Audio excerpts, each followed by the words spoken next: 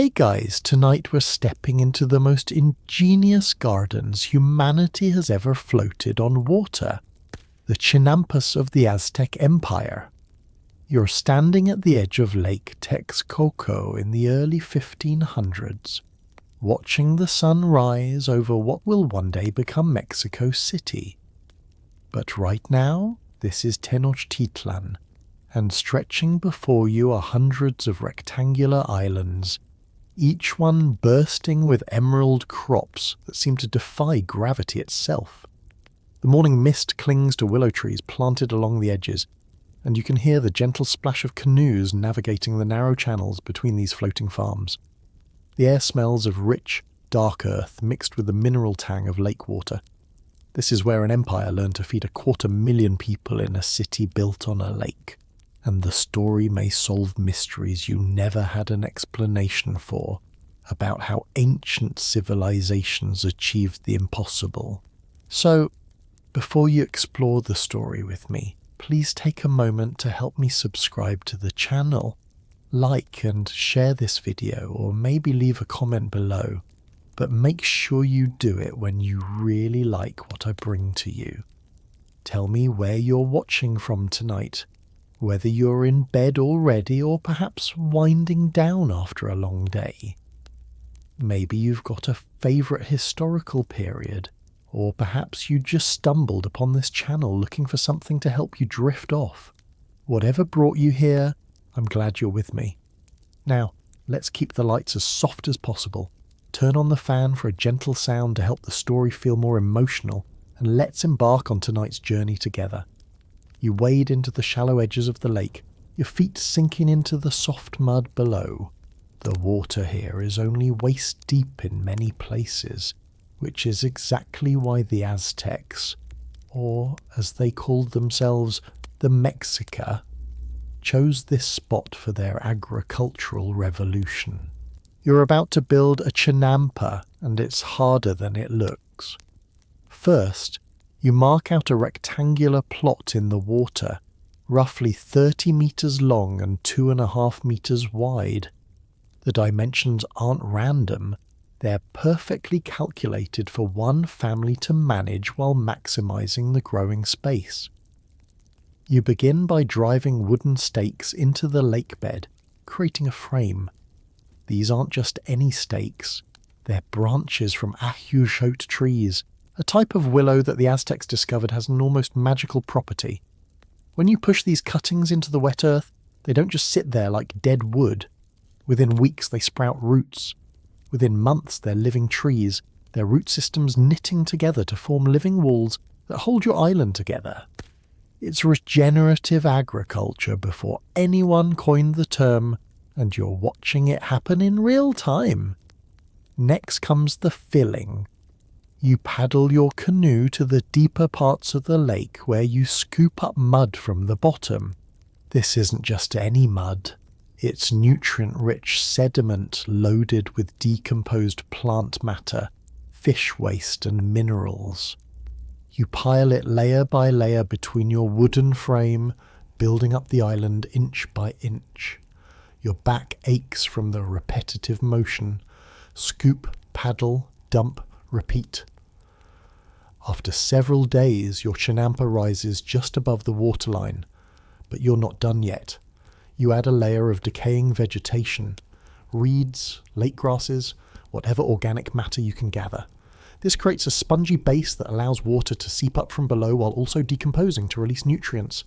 Then comes the final layer, rich topsoil carried from the mainland. You're essentially building a lasagna of fertility, and each layer serves a purpose.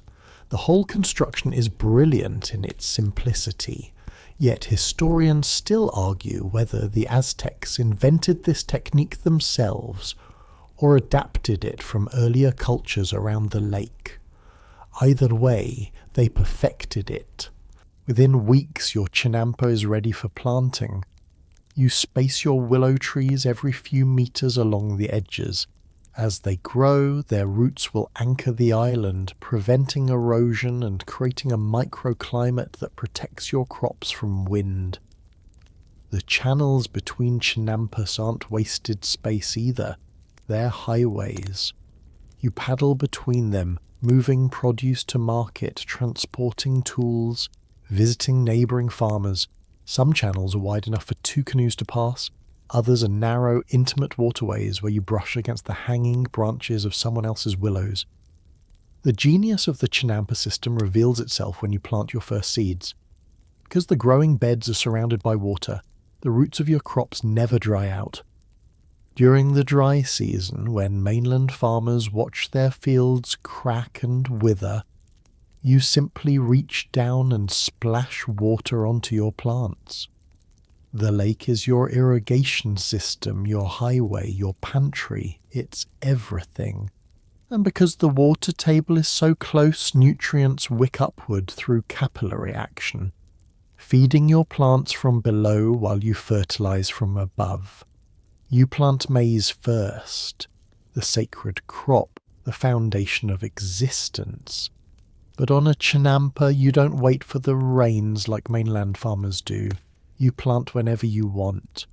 The Aztecs discovered they could get multiple harvests per year from these floating gardens, something that would have seemed like witchcraft to European farmers of the same era. Between the corn rows, you tuck in beans, their vines wrapping around the cornstalks. Squash sprawls at ground level, its broad leaves shading the soil and preventing water evaporation. You've just planted the 3 sisters, but we'll dive deeper into that partnership later. Around the edges of your chinampa you plant flowers, not for beauty, though they are beautiful. Bright orange marigolds, deep red dahlias.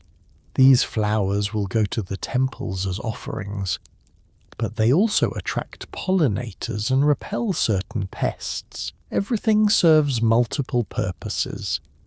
The Aztecs didn't have the luxury of wasted space or wasted effort. Every square meter had to produce. Here's something that might blow your mind.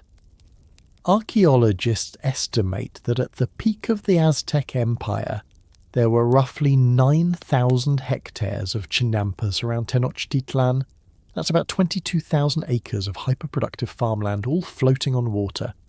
Modern studies have shown that chinampas can produce up to 7 times more food per acre than traditional rain-fed agriculture. 7 times. Suddenly, the mystery of how the Aztecs fed their massive capital city doesn't seem so mysterious. But maintaining a chinampa is constant work. Every few months you dredge up more mud from the lake bottom and spread it across your growing beds. This serves double duty. You deepen the canals for easier canoe navigation, and you replenish the nutrients your crops have consumed. It's sustainable agriculture in the truest sense. You're not depleting the soil because you're constantly regenerating it. The lake gives, you harvest, you give back to the lake by clearing its channels, and the cycle continues. You work your chinampa from dawn until the sun hangs high, then you paddle to market to sell your produce. By afternoon, you're back, tending to the next crop cycle. The work never truly stops, but neither does the harvest. While European peasants might feast during harvest season and starve during winter, you eat year-round. Your chinampa doesn't sleep. One quirky detail that often gets overlooked. Many Aztec families essentially lived on their chinampas.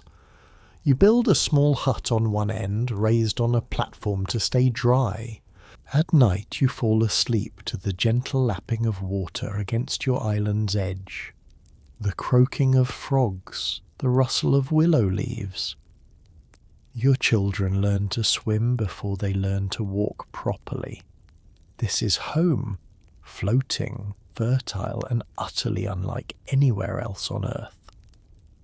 Some historians still argue whether chinampas should be called floating gardens at all, since they're actually anchored to the lake bed.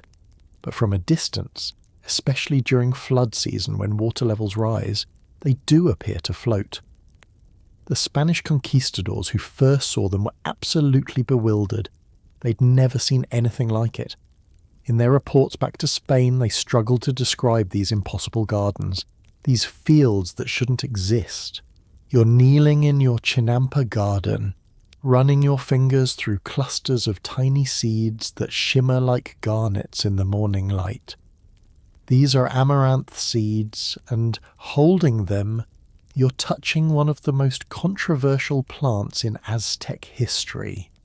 The grain you're about to sow will outlive empires, survive religious persecution, and quietly feed civilizations for thousands of years.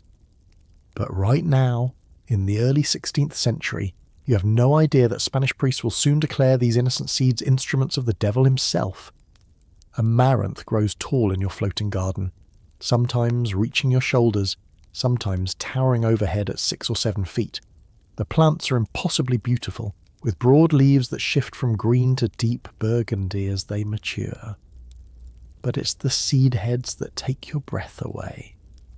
Great plumes of crimson, magenta and gold cascade from the top of each stalk, so dense with seeds that a single plant can produce up to 60,000 of them. When the wind blows across the chinampas, these feathery towers sway together like a cardinal red ocean, and you can't help but stop your work just to watch. The Aztecs call it huautli, and you plant it everywhere, between the corn rows, along the chinampa edges, in dedicated plots that turn entire sections of the lake into fields of flame-coloured grain. It's not just food, it's something closer to magic. The seeds are tiny, smaller than the head of a pin, but they pack nutritional power that rivals anything else you grow. Protein, fibre, calcium, iron. Though you don't know these modern terms, you know that warriors eat amaranth before battle, and that children fed on amaranth porridge grow strong and healthy. Harvesting amaranth becomes a meditative ritual. You bend the seed heads over a woven basket and run your hands down the plume, releasing thousands of seeds in a gentle cascade. The sound is like soft rain.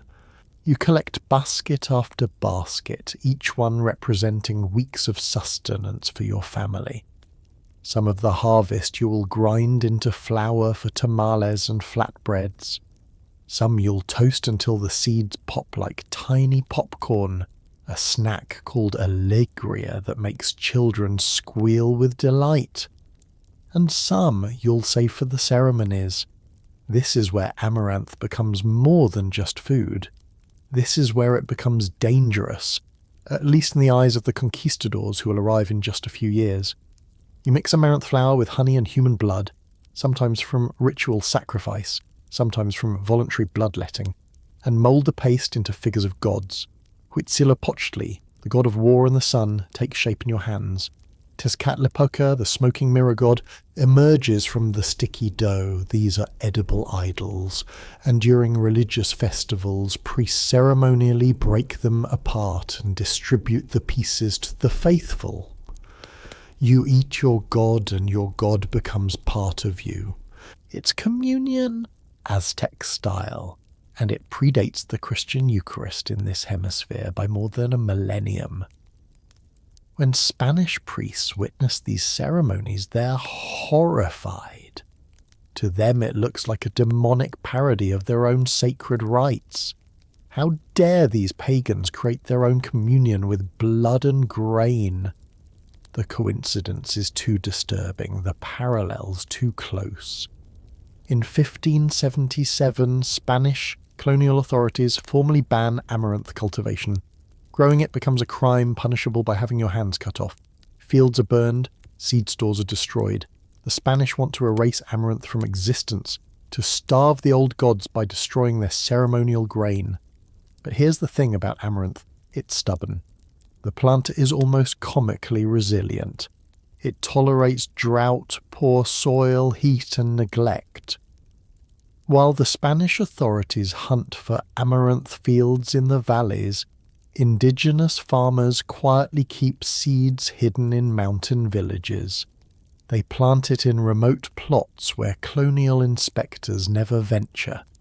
They disguise it among other crops, letting it grow semi-wild in forgotten corners. Amaranth refuses to die, and the people who depend on it refuse to let it. Historians still argue whether the Spanish ban was primarily religious or if colonial authorities also recognized amaranth as a symbol of indigenous identity and self-sufficiency. Controlling food is controlling people, after all. If you can force a population to depend on European crops like wheat and barley, you can reshape their culture, their diet, their very sense of self. But amaranth persists, a quiet act of agricultural resistance that spans centuries. You toast a handful of amaranth seeds in a clay pan, watching them pop and jump like miniature fireworks. The smell is nutty, earthy, comforting.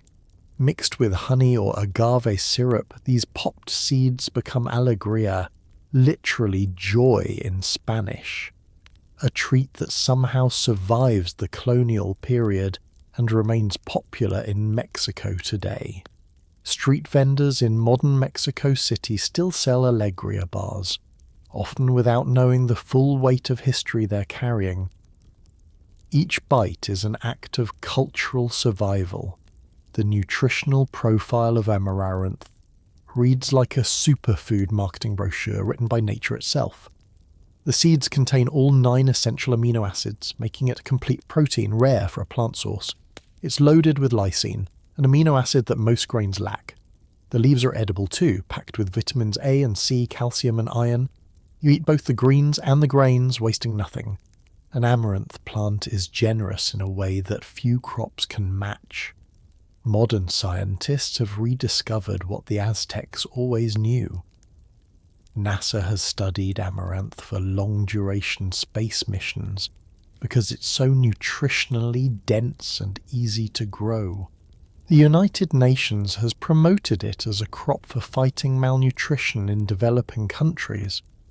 Trendy health food stores in Brooklyn and Los Angeles now sell amaranth flour at premium prices, marketing it as an ancient grain with almost mystical properties. The irony is delicious. A grain once banned by colonial authorities is now a boutique health food for the urban elite. But back in your chinampa, you're not thinking about space travel or health food trends. You're simply harvesting, grinding, cooking and eating. You watch your children mould amaranth dough into small figurines.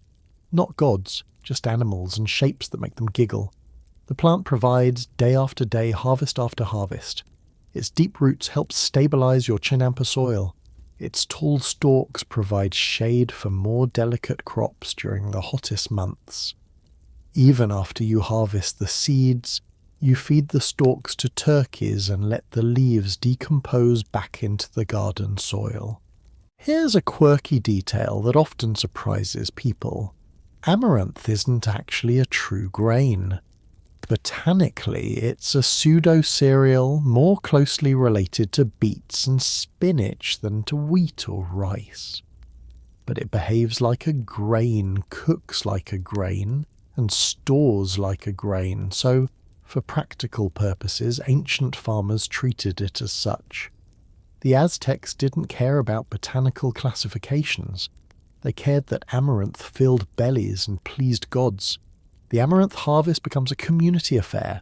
Neighbours move from chinampa to chinampa, helping each other thresh the seeds and separate them from the chaff. You toss harvested seed heads into the air, letting the wind carry away the lighter plant debris while the heavy seeds fall into woven mats. It's tedious work, but together it becomes a rhythm. Toss, catch, winnow, repeat. Stories get shared. Gossip spreads faster than the seeds. Someone makes a joke about Fernando's amaranth being so short this year that even the ducks are laughing at him. Everyone chuckles, and Fernando tosses a handful of chaff at the joker. As the sun sets over Lake Texcoco, you survey your amaranth harvest. Baskets overflow with burgundy and gold seeds, enough to last months. You set aside a portion for next year's planting, carefully storing them in sealed pottery jars to keep them dry. Another portion goes to the temple as tribute. The rest is yours, to eat, to trade, to transform into 1,000 different meals. You sleep well tonight, knowing that this small, stubborn grain has your back, just as it has had the backs of your ancestors for thousands of years, and just as it will continue to feed people long after the conquistadors and their bands have faded into history. You're holding currency in your hand, but it doesn't clink like metal coins. It rattles softly, a gentle whisper of dried pods that smell faintly of earth and fermentation. These are cacao beans, and in the Aztec world they're worth more than gold. A single bean might buy you a tamale from a street vendor. A handful could purchase a rabbit for dinner. A full sack? That could buy you a slave, though the thought makes you uncomfortable even in this different time and moral landscape. But cacao is more than money. It's the drink of gods, the fuel of emperors, and the most coveted luxury in all of Mesoamerica. Cacao doesn't grow in the highlands around Tenochtitlan. The trees demand tropical heat, humidity and shade, conditions found only in the lowland regions far to the south and east. This makes every bean that arrives in the city a small miracle of trade networks, tribute systems, and sometimes warfare.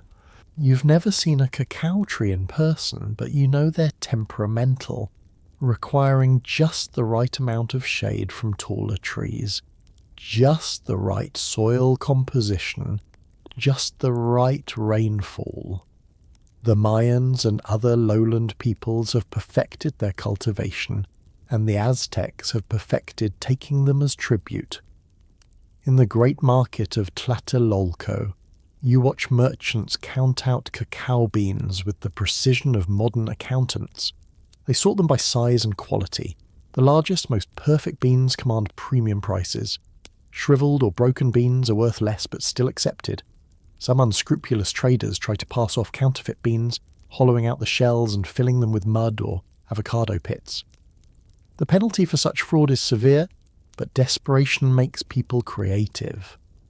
You inspect each bean carefully before accepting it in trade, rolling it between your fingers, checking for weight and integrity.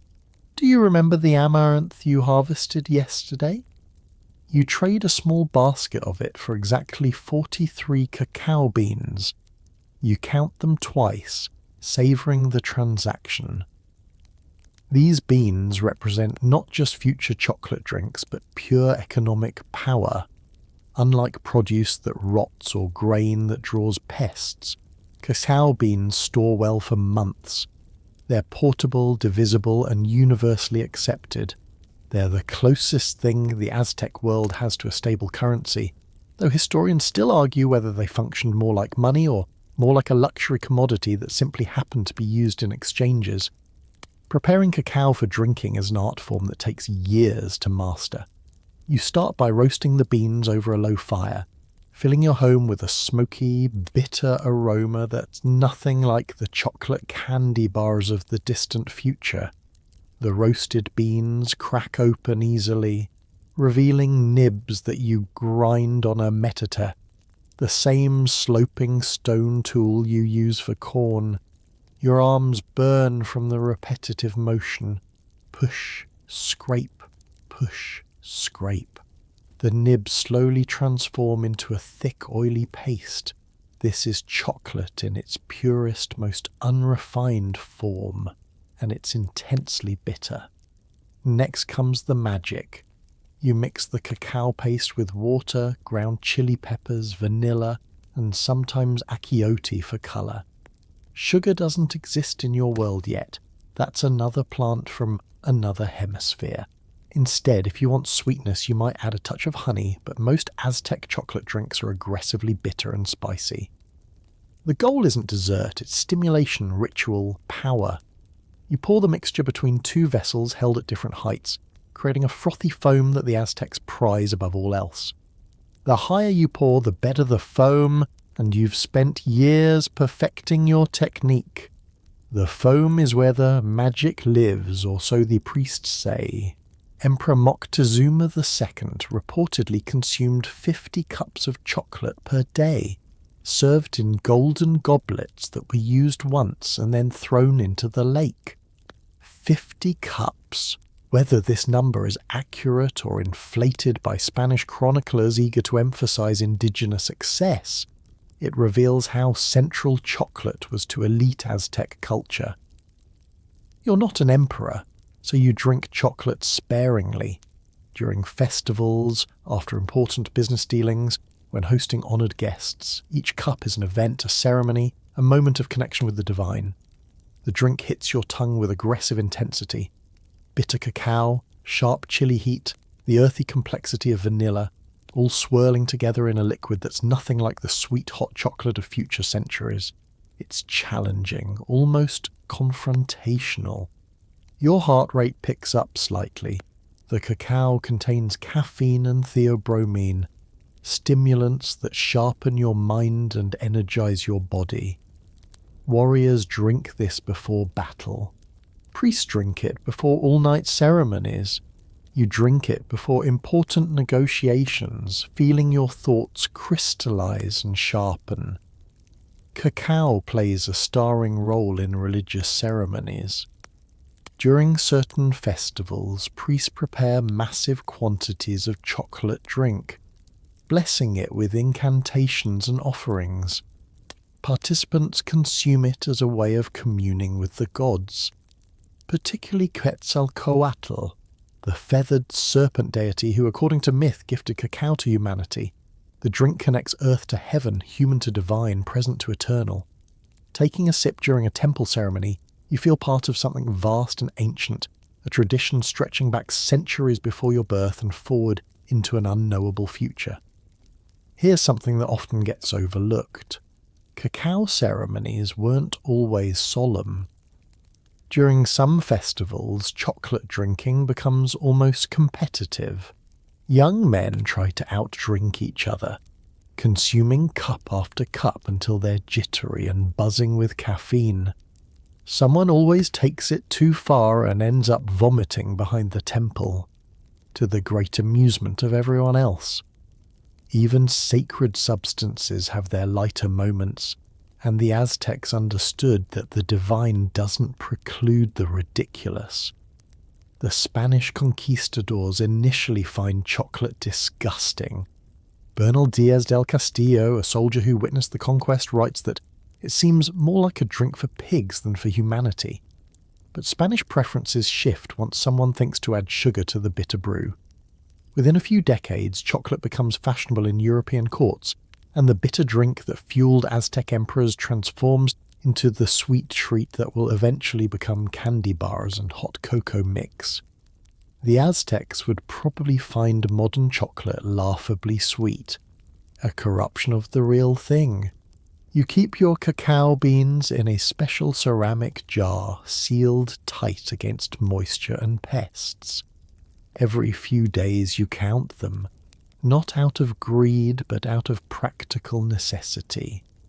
They're your savings account, your emergency fund, your ticket to acquiring things you can't grow yourself.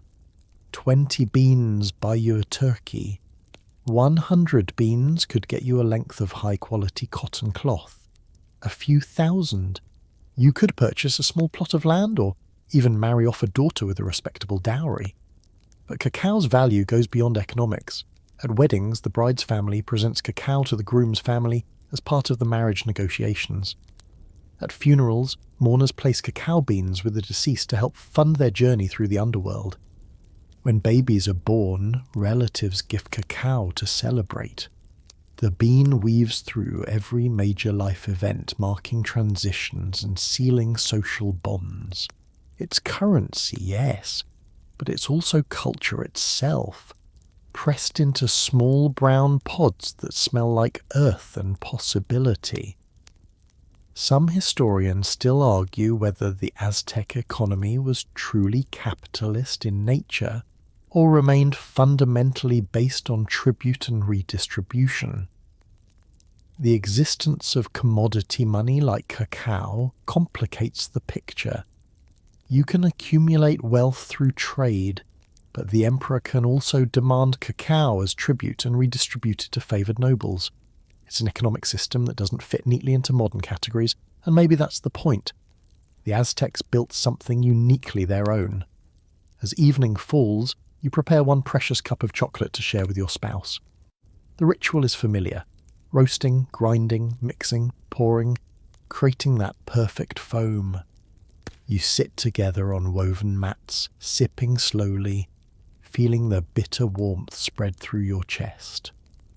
Outside, the lake laps against your chinampa edge. Somewhere across the water, another family is probably doing the same thing. Sharing chocolate, sharing silence, sharing the strange and precious gift of being alive in this particular moment, in this particular place, with these particular beans that are simultaneously money, medicine, and magic. You're standing in your chinampa with 3 different seeds in your palm, and you're about to plant them in a pattern that will make modern agronomists weep with admiration. One seed is pale and flat, a squash seed that will sprawl across the ground. Another is wrinkled and bean-shaped, earthy brown with flecks of darker colour. The third is your most precious possession, a kernel of maize, the sacred grain, the foundation of existence itself. These 3 crops are sisters, and like human siblings, they bicker, cooperate, and ultimately make each other stronger. The Aztecs didn't invent this planting method. It stretches back thousands of years across Mesoamerica, but they've perfected it to feed an empire. You dig a small mound in your chinampa soil, enriched with fresh lake mud you dredged just last week. The mound is about 1 foot high and 2 feet across, shaped like a miniature volcano. This elevation provides drainage and warms faster in the spring sun, giving your seeds a head start. First, you push 4 or 5 corn kernels into the top of the mound, spacing them in a rough circle. You cover them gently, patting the soil with a reverence usually reserved for religious rituals. And perhaps this is religious. Corn is sacred after all. The gods fashioned humanity from corn dough, according to the old stories. Every kernel you plant carries the weight of creation itself. The corn germinates within days, pale green shoots pushing through the dark earth. You watch them like a parent watches a newborn, checking daily for signs of trouble, pests, disease, weakness. When the stalks reach about 6 inches tall, you plant the beans. You tuck 3 or 4 bean seeds into the same mound right at the base of the young corn plants. This timing is critical. Plant the beans too early, and they'll compete with the corn for resources. Plant them too late, and they won't have enough growing season to produce. You've learned the rhythm through years of trial and error, through advice from your mother and her mother before her. The bean plants emerge and immediately begin their climb. Their tendrils reach out, searching, finding the corn stalks and wrapping around them with what looks like intentional affection. The beans use the corn as a living trellis, climbing upward towards sunlight without requiring you to build elaborate support structures. It's genius in its simplicity. The corn provides structure, and in return the beans do something magical with their roots. Here's where it gets biochemically beautiful. Bean roots host special bacteria called rhizobia that can do something most plants cannot. These bacteria grab nitrogen from the air. Nitrogen makes up about 78% of the atmosphere but is normally inaccessible to plants, and convert it into a form that plants can actually use. It's called nitrogen fixation, and it's essentially free fertilizer. The beans feed the corn, enriching the soil with nitrogen that the hungry corn plants desperately need. Your corn grows taller and stronger because its sister is literally pulling nutrients from thin air and sharing them. Once the beans are established, you plant the squash. These seeds go around the perimeter of the mound, and when they germinate, they spread outward rather than upward. Within weeks, broad squash leaves sprawl across the ground between your mounds, creating a living mulch. These leaves serve multiple purposes, and the elegance of the system reveals itself in layers. First, They shade the soil, preventing moisture evaporation during hot days. Second, they suppress weeds. Anything trying to grow beneath their broad leaves simply can't compete for light. Third, the leaves are covered in tiny prickly hairs that deter pests. Raccoons, deer, and various insects think twice before crossing a field of scratchy squash leaves. Do you remember the cacao beans you counted yesterday? With the three sisters growing strong, you won't need to spend them on purchased food. This planting system produces so abundantly that you will have surplus to trade. A single well-managed mound can yield several ears of corn, multiple pounds of beans, and several squash over the course of a growing season. Multiply that by the dozens or hundreds of mounds across your chinampa, and you're looking at food security that would make modern survivalists jealous. The three sisters also spread your risk across the season. Squash matures first, giving you food when supplies from last year are running low. Corn comes next, providing your staple grain for tortillas, tamales, and porridge. Beans mature last, and they dry beautifully for long-term storage. By planting all three together, you ensure something is always ready to harvest, always available to eat. It's agricultural insurance, diversification before anyone invented portfolio theory. Historians still argue whether this planting technique was developed through systematic experimentation or through centuries of gradual observation. The truth probably lies somewhere between deliberate innovation and accumulated wisdom. Indigenous farmers weren't following a textbook, they were paying attention. They noticed that beans climbed, that corn grew tall, that squash sprawled. They noticed that certain combinations yielded better than others. Over generations, this knowledge crystallized into the Three Sisters system, spread through oral tradition, adapted to local conditions, and became as fundamental to Mesoamerican agriculture as the plough was to European farming. But the Three Sisters aren't just practical, they're deeply spiritual.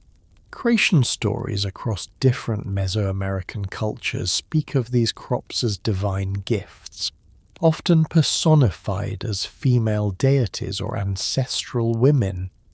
Planting them together isn't just good agriculture, it's honouring the relationships between sacred beings.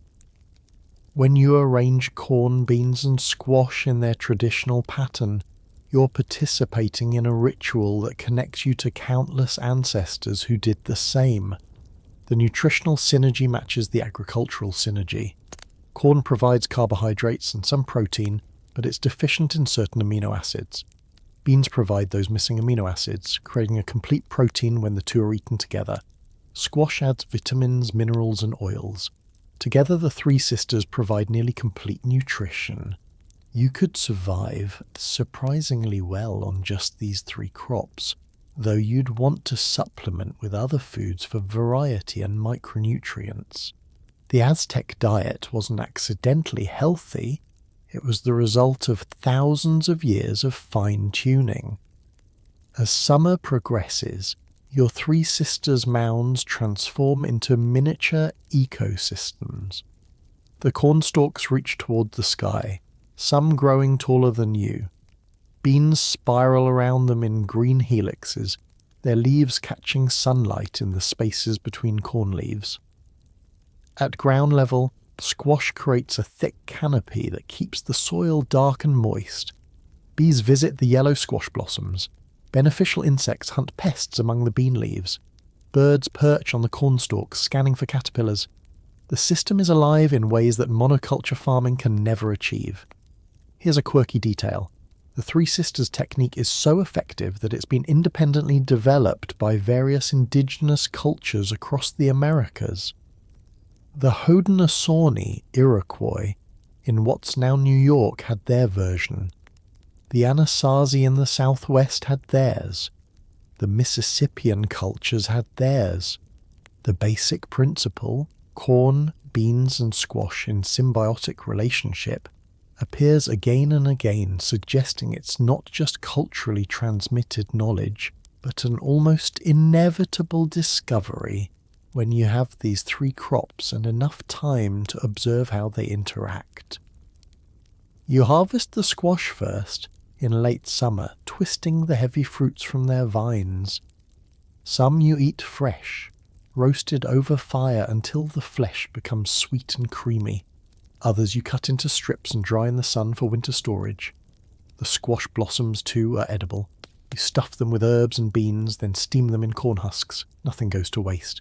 The corn harvest comes next, and it's cause for celebration.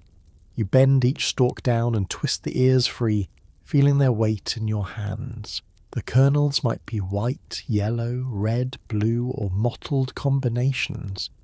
You plant different varieties for different purposes. Some corn makes better tortillas. Some is sweeter for eating fresh. Some stores longer. You've learned which varieties thrive on your particular chinampa, and you save seed from the best plants each year, slowly developing strains perfectly adapted to your little floating island. Finally, the beans. You leave them on the vine until the pods dry and begin to split. Then you harvest them all at once, piling the dried vines on a woven mat and beating them with a stick. The beans scatter across the mat, and you spend a peaceful afternoon sorting them, picking out pebbles and debris, admiring the colours. Some beans are solid black, others speckled brown, some are warm terracotta red. You'll eat some fresh and dry, the rest for winter stews. As you sit surrounded by your harvest, baskets of squash, sacks of corn, jars of beans, you feel a profound satisfaction that transcends mere food security. You've participated in something ancient and sophisticated, a system that feeds millions without depleting the soil, without requiring complex tools, without breaking the earth. The three sisters have blessed you again this year, and you offer a quiet prayer of thanks to the gods who gifted these crops to humanity. Tomorrow you'll start preparing the soil for next year's planting, but tonight you rest in the abundance that comes from understanding how different things can work together, each supporting the others, creating something far greater than the sum of its parts. You're crouching at the water's edge of Lake Texcoco, watching something that would make most modern people recoil in horror. The surface of the lake ripples with movement. Not fish, but insects, millions of them. Waterflies hover and dart, laying eggs in these shallow waters around your chinampa. But you're not reaching for insect repellent or running away in disgust. You're reaching for your net because what you're looking at isn't a plague. It's protein, it's money, it's dinner, and if you harvest correctly, it's actually delicious. The Aztec relationship with insects as food is something that often gets treated as a curiosity in history books, a weird footnote to make readers squirm. But standing here in your time, there's nothing weird about it.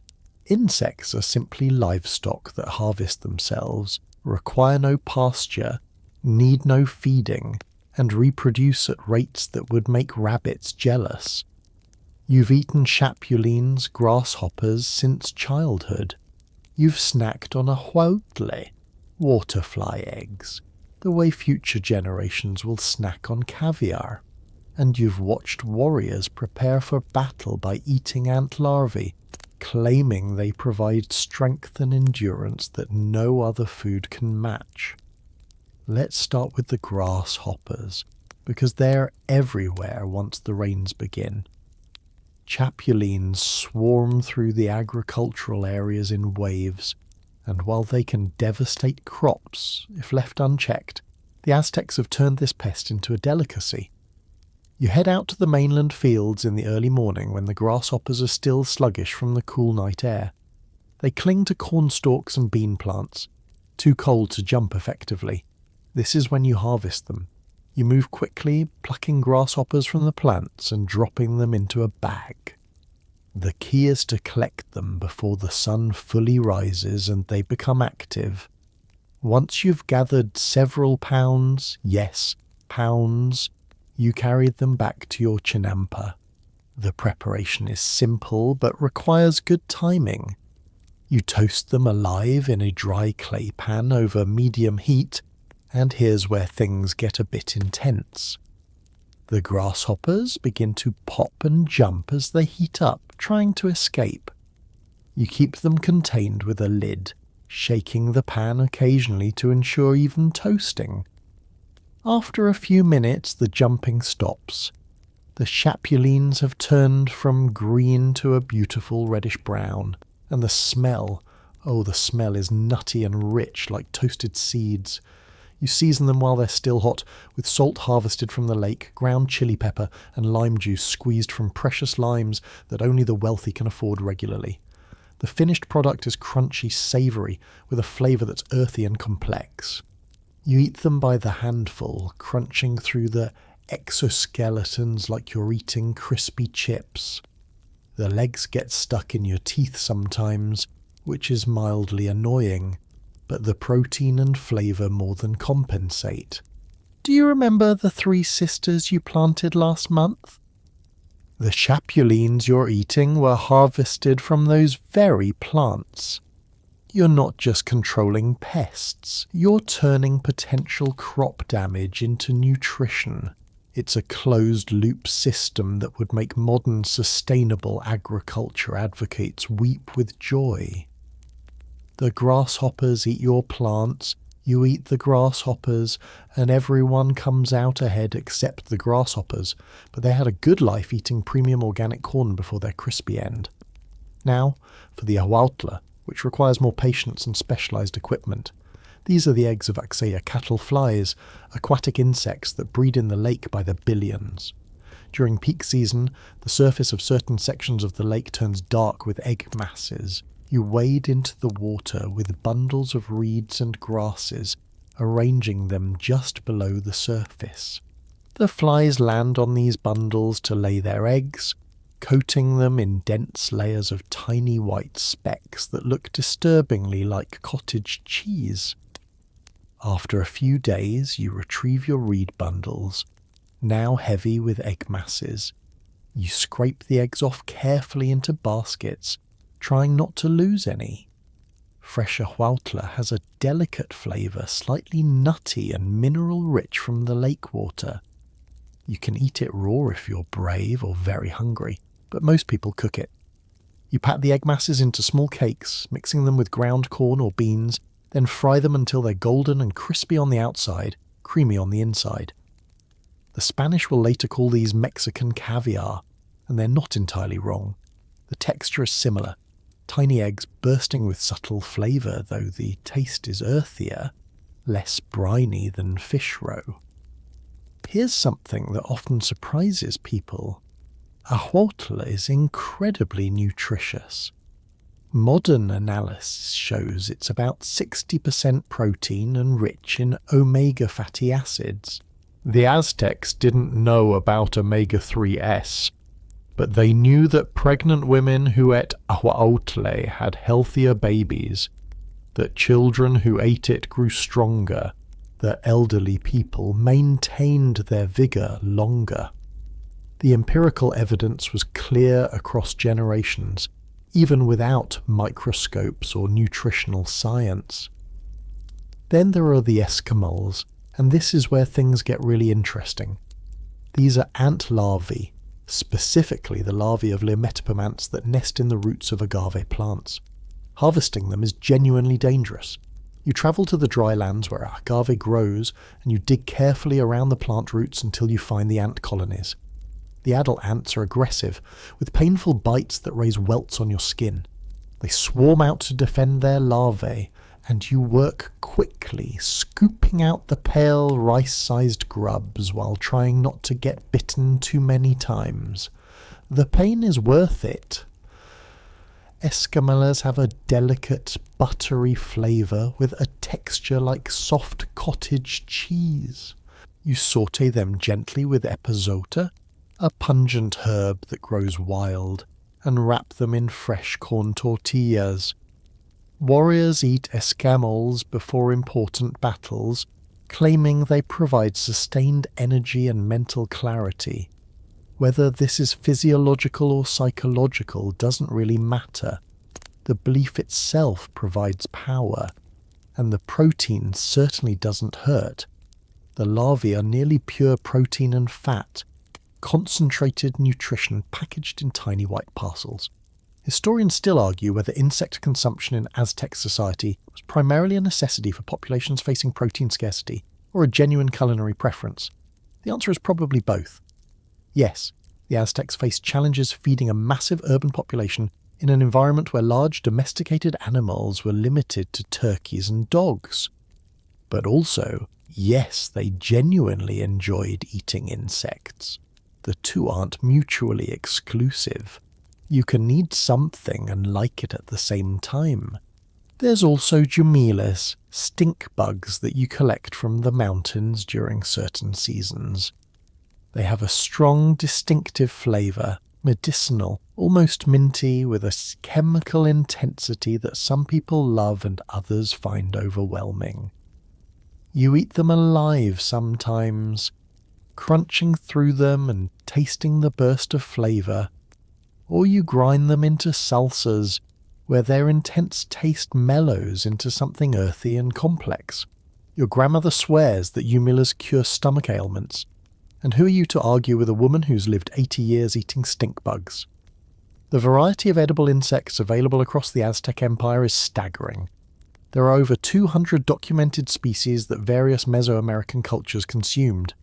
Some are seasonal specialties, appearing only during specific months. Others are year-round staples. Each region has its favourites, its traditional preparation methods, its folklore about which insects provide which benefits. It's an entire culinary universe that will be largely suppressed during the colonial period, dismissed as savage behaviour by Europeans who find the practice disgusting. But here's the irony. While the Spanish are horrified by indigenous people eating insects, they're simultaneously marvelling at the lack of famine, the well-fed population, the food abundance in Aztec cities. They don't connect the dots. Those disgusting insects are part of what makes the Aztec food system so resilient. When the corn crop fails, you eat more grasshoppers. When the beans are scarce, you harvest more water fly eggs. The system has built-in redundancy, multiple protein sources that don't compete with each other for resources. You're preparing a feast tonight, and the menu reads like a modern entomologist's field guide.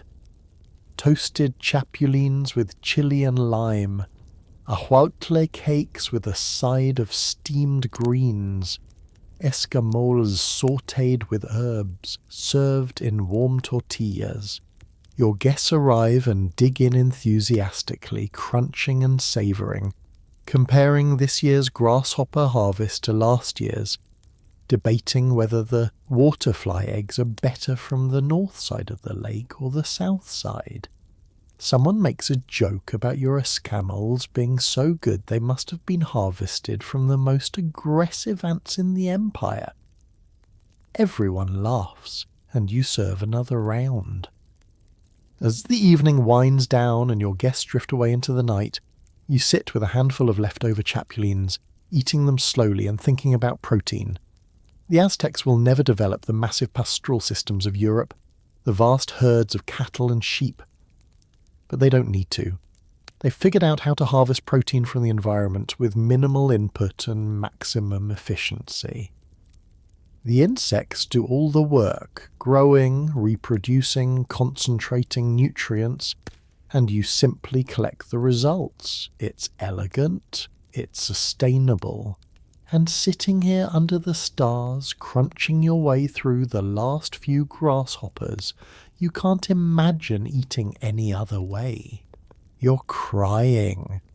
Not from sadness, but from the small innocent-looking chili pepper you just bit into without proper respect. Your eyes water, your nose runs, and your mouth feels like you've swallowed a piece of the sun. This is what happens when you underestimate the power of capsicum in the Aztec world. Chili peppers aren't just a condiment here, they're a food group, a medicine, a currency, and arguably the most important flavour in your entire culinary universe. You eat them with every meal, sometimes multiple varieties in a single dish, and your tolerance for heat would make most modern people question your sanity. The diversity of chili peppers in Mesoamerica is almost overwhelming. You grow at least 7 different varieties on your chinampa alone, each with its own personality, its own level of heat, its own best uses. There are the small, fierce chiltepins, wild peppers no bigger than a peppercorn that explode with aggressive heat. There are poblanos, mild and sweet, perfect for stuffing. There are serranos, jalapenos, more intense cousins, that you chop into salsas. And then there are the real weapons, the habaneros and their relatives, peppers so hot that handling them leaves your hands burning for hours afterward. You harvest peppers at different stages of ripeness depending on how you plan to use them. Green peppers are sharper, more vegetal in flavour. Ripe red peppers are sweeter, fruitier, though no less hot. Some you pick fresh and use immediately. Others you dry in the sun until they're leathery and concentrated, their heat intensifying as the water evaporates. You string dried peppers on cords that hang from your rafters, looking like decorative garlands but serving as your spice pantry. When you need heat, you simply reach up and grab a pepper or 3. The preparation methods are nearly infinite. You roast peppers directly over fire until their skins blister and char, then peel them to reveal the sweet, smoky flesh underneath. You grind dried peppers into powder on your metes, creating different coloured dusts, red, brown, almost black, each with its own heat level and flavour profile. You pickle peppers in brine and lime juice, a preservation method that also mellows their heat slightly while adding tang. You smoke peppers low and slow until they transform into chipotles, developing a deep, complex flavour that's both spicy and almost sweet. Do you remember the cacao drink you prepared a few days ago? It had ground chili pepper in it, adding a tingling heat that complemented the bitter chocolate. This combination seems bizarre to future generations who will separate chocolate into the realm of dessert, but right now it makes perfect sense. Heat and bitter play together, creating complexity that neither achieves alone.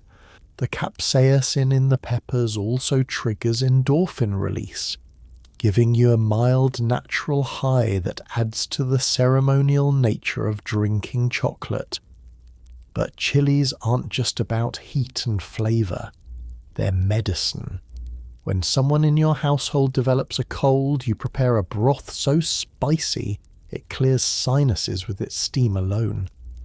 The sick person drinks it, sweating profusely, and usually feels better within a day or 2. Modern science will eventually confirm that capsaicin has antimicrobial properties and can indeed help fight certain infections. But you don't need science to tell you what generations of experience have proven. Chilies heal. You also use chilies as punishment. When children misbehave severely, particularly if they lie or show disrespect to elders, parents sometimes hold them over a fire where chili peppers are being roasted. The smoke makes them cough and cry, burning their eyes and throats. It's harsh by modern standards, but no more so than many disciplinary methods of the era, and it's effective. Children learn quickly that certain behaviours have consequences that burn.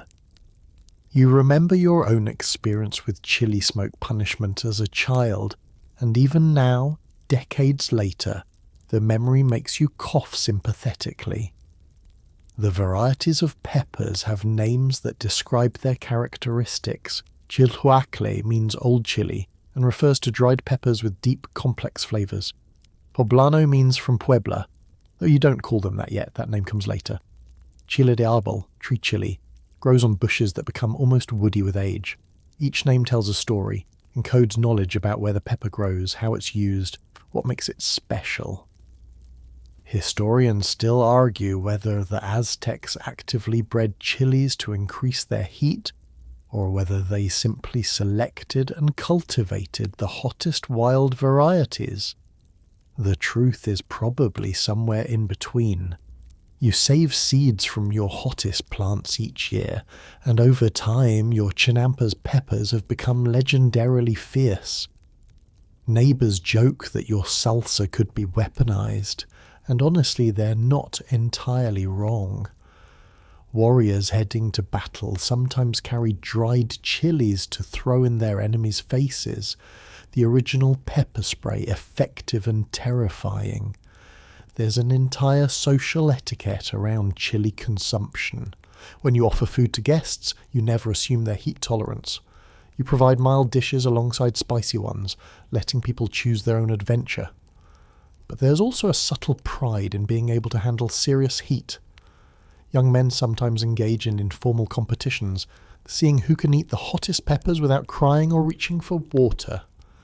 It's foolish and macho and utterly predictable, and you've definitely participated in your youth. You lost spectacularly and spent the next hour convinced you were dying. Everyone else found it hilarious. The agricultural side of chili cultivation is fascinating in its own right. Peppers thrive on your chinampa, loving the consistent moisture and rich soil. They're relatively pest-resistant. Most insects learn quickly that plants containing capsaicin are not good eating, which makes them lower maintenance than some crops. You plant them alongside your corn and beans, and they coexist peacefully, asking little and giving much. A single pepper plant can produce dozens or even hundreds of peppers over a growing season, and the plants are perennials in this climate, coming back year after year if you protect them from frost. You're making salsa today, and it's a production. You char tomatoes, tomatillos, onions, and several types of chilies over an open fire. The smell is intoxicating, smoky, spicy, complex. Once everything is blackened and soft, you transfer it all to your molcajete, a volcanic stone mortar and pestle that your grandmother used, and her grandmother before her. The stone is worn smooth in the centre from decades of grinding, and it imparts its own subtle mineral flavour to whatever you prepare in it. You grind the ingredients together, and the salsa comes together in a chunky, vibrant red mass. You taste it, carefully, just a tiny amount on your finger, and immediately know you've achieved something special. The heat builds gradually, starting mild and then blossoming into serious warmth that spreads across your tongue and down your throat. The smokiness from the charred vegetables adds depth. The acidity from the tomatillos brightens everything. It's not just hot, it's balanced, complex, alive with flavour. Here's a quirky detail that often surprises people. The Aztecs had a goddess specifically associated with chilies. Chantico, the goddess of hearth and fire, was also linked with chili peppers and their transformative heat. Breaking her fast was said to have dire consequences, which probably says something about how seriously the Aztecs took both their deities and their peppers. The connection between fire and chilies makes intuitive sense. Both burn, both transform, both demand respect. As you eat dinner, fresh fish from the lake, corn tortillas, beans, and about 6 different preparations involving chilies, you reflect on how central these peppers are to your identity. Food without chilies isn't just bland, it's incomplete, almost unthinkable. The burn on your tongue feels like home, like comfort, like everything familiar and good. Your children eat chilies before they eat solid food, mashed into infant pablum. Your grandparents eat chilies even though their elderly stomachs sometimes complain. Chilies mark you as who you are, where you're from, what you value. The Spanish will eventually carry these peppers back across the ocean, spreading them to Europe, Africa, and Asia. Within a few centuries, cuisines around the world will be transformed by this Mesoamerican gift. Thai food, Indian curries, Hungarian paprika, Korean kimchi, all built on the foundation of peppers that originated right here in gardens like yours. But you have no way of knowing that your carefully tended plants will eventually flavor the entire world. You're just growing food, making salsa, living your life with heat on your tongue and fire in your belly, exactly as your ancestors did and as you hope your descendants will continue to do for generations to come. You're about to commit a crime, at least according to Aztec law. The liquid in the ceramic vessel before you is pulque, fermented agave juice that carries enough alcohol to make the world soften at its edges. But you're not a priest, not elderly, not sick, and not a nursing mother, the only categories of people permitted to drink pulque freely. You're just an ordinary person who's worked hard all week tending your chinampa, and you want to relax. So you glance around to make sure no authorities are watching, and you take a long, slow drink of the milky white liquid that tastes like sour earth and freedom. Pulque begins its life in the heart of the maguey plant, the massive agave that grows in the drier land surrounding the lake. These plants are spectacular. Some grow as tall as a person with thick, fleshy leaves armed with fierce spines along the edges. A maguey takes 8 to 10 years to mature, growing slowly in poor soil where other crops struggle. When a plant is finally ready, it does something remarkable. It begins to send up a flowering stalk that will eventually reach 20 feet high. This is when you strike. Before the flower stalk can fully emerge, you cut into the heart of the plant, creating a cavity. This wound would normally kill the maguey, or at least prevent it from flowering, but it also triggers something magical. The plant begins pouring sap into this artificial hollow, trying to heal itself, trying to gather resources for that flower that will never bloom. You've essentially hacked the plant's reproductive system, redirecting all its stored energy into producing aguamiel, honey water, the sweet, clear sap that will become pulque. Every day you visit your maguey plants with a long, gourd scoop. You scrape the inside of the cavity to keep it from healing over, and you collect the aguamiel that has accumulated since your last visit. A productive maguey can yield several litres per day for months, slowly dying as you drain its life force. It's a sacrifice. The plant gives everything it has, and in return you get one of the most important beverages in Aztec culture. The relationship feels almost sacred, and you whisper thanks to the plant as you collect its offering. The aguamiel itself is delicious, sweet, slightly vegetal, refreshing. You could drink it fresh, and sometimes you do, but the real magic happens when you let it ferment. You pour the aguamiel into large clay vessels that have been used for pulque production for years. The vessels themselves are alive in a sense, their porous walls hosting colonies of wild yeasts and bacteria that will transform the sweet sap into something intoxicating.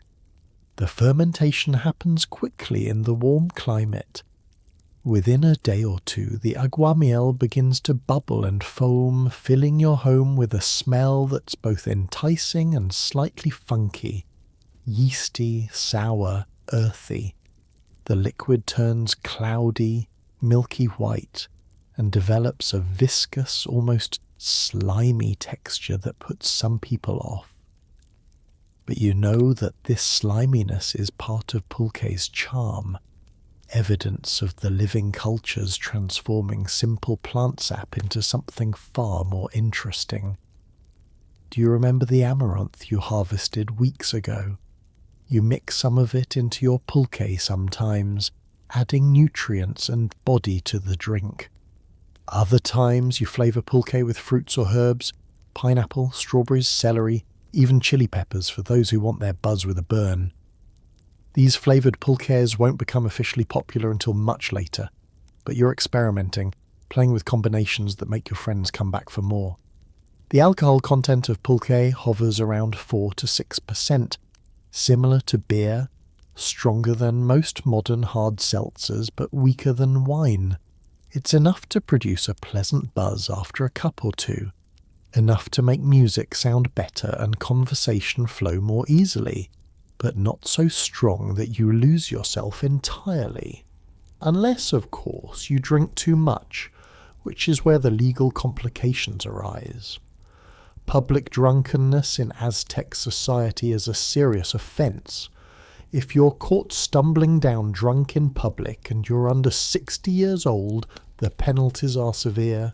First offence, your head gets shaved publicly, a humiliating punishment in a culture where hairstyle indicates social status. Second offence, your house gets torn down because clearly you can't be trusted with property. Third offence, death. The Aztecs don't mess around with repeat offenders, especially when it comes to social order violations. But the rules around pulque are more complex than simple prohibition. Priests can drink because they need it for ceremonies, for visions, for communication with the gods. Elderly people can drink because they've earned the right through long years of service to society. And besides, what harm can they do at that age? Sick people can drink because pulque has medicinal properties. It's nutritious, probiotic-rich, and can help with digestion and various ailments. Nursing mothers can drink because pulque supposedly increases milk production, a claim that might actually have some basis in truth given the drink's nutritional density. Historians still argue whether these laws were strictly enforced or more like guidelines that authorities invoked when convenient. The reality probably varied by region and circumstance. In rural areas like your chinampa, far from the watchful eyes of urban authorities, people likely bent the rules regularly. In the capital city under the emperor's nose, enforcement was probably stricter. You navigate this ambiguity carefully, drinking at home among friends, never to excess in public. The ritual of drinking pulque carries its own etiquette. You pour the milky liquid into painted gourds, special vessels reserved for pulque alone. Before drinking, you spill a few drops on the ground as an offering to the earth, to the gods, to the maguey plant that sacrificed itself. Then you drink and the flavour hits your tongue, sour, yeasty, earthy, with a subtle sweetness underneath and a slight burn at the finish. The texture is thick, coating your mouth. It's an acquired taste, and visitors from other regions sometimes find it off-putting. But to you, it tastes like home. Pulque houses exist in markets and along roads, semi-legal establishments where people gather to drink, socialise, and sometimes cause trouble. These pulquerias are rowdy places, filled with laughter, argument, singing, and the occasional fight. The authorities tolerate them because prohibiting them entirely would be impossible and potentially more dangerous than allowing controlled outlets for drinking. Better to have people drinking in semi-supervised locations than hiding in the hills getting dangerously drunk. The nutritional value of pulque is often overlooked in discussions that focus on its intoxicating properties. But pulque is genuinely nutritious. It contains proteins, vitamins, especially B vitamins, and those probiotic bacteria that support gut health. For people whose diets are heavy in corn, beans, and squash, pulque provides supplemental nutrition that fills in dietary gaps. This is partly why it's allowed for nursing mothers and the sick. It's not just alcohol, it's food. You're sitting with neighbours tonight, passing around a gourd of pulque and discussing the chinampas, the upcoming harvest, the gossip from the market. Someone tells a joke about the emperor drinking so much pulque that he forgets which wife he's visiting, and everyone laughs, even though joking about the emperor could be dangerous if the wrong person heard. The pulque loosens tongues and brightens moods. After 2 cups, the world feels softer, more forgiving. Your aching back from a day of agricultural labour doesn't hurt quite so much. As the evening darkens and the pulque jug empties, you consider the contradiction at the heart of Aztec drinking culture. This is a civilization that produces one of the world's great fermented beverages, but strictly controls who can consume it. It's a culture that recognizes alcohol's power to both heal and harm, to bring people together and tear communities apart. The laws around pulque reflect a sophisticated understanding of substances and social order, even if the enforcement is sometimes inconsistent. You pour the last cup of pulque, spill your offering to the earth, and drink slowly, savouring the sour, sweet complexity. Tomorrow you'll return to your maguey plants, collect more aguamiel, and begin the cycle again. The plants give their lives, the yeast works its transformation, and you receive a drink that's simultaneously sacred and profane, medicinal and recreational, legal and forbidden, depending on who you are and where you're drinking. It's complicated, like most things worth thinking about, and as the gentle buzz settles over you like a warm blanket, you're grateful for the complexity, grateful for the maguey, grateful for this moment of rest in a life of constant labour. You're standing in the middle of controlled chaos and it's barely past dawn. The market at Tlatelolco is already roaring to life around you, and the scale of it makes your head spin even though you've been coming here for years. 60,000 people will pass through this market today. 60,000 voices haggling, laughing, arguing, singing out their wares.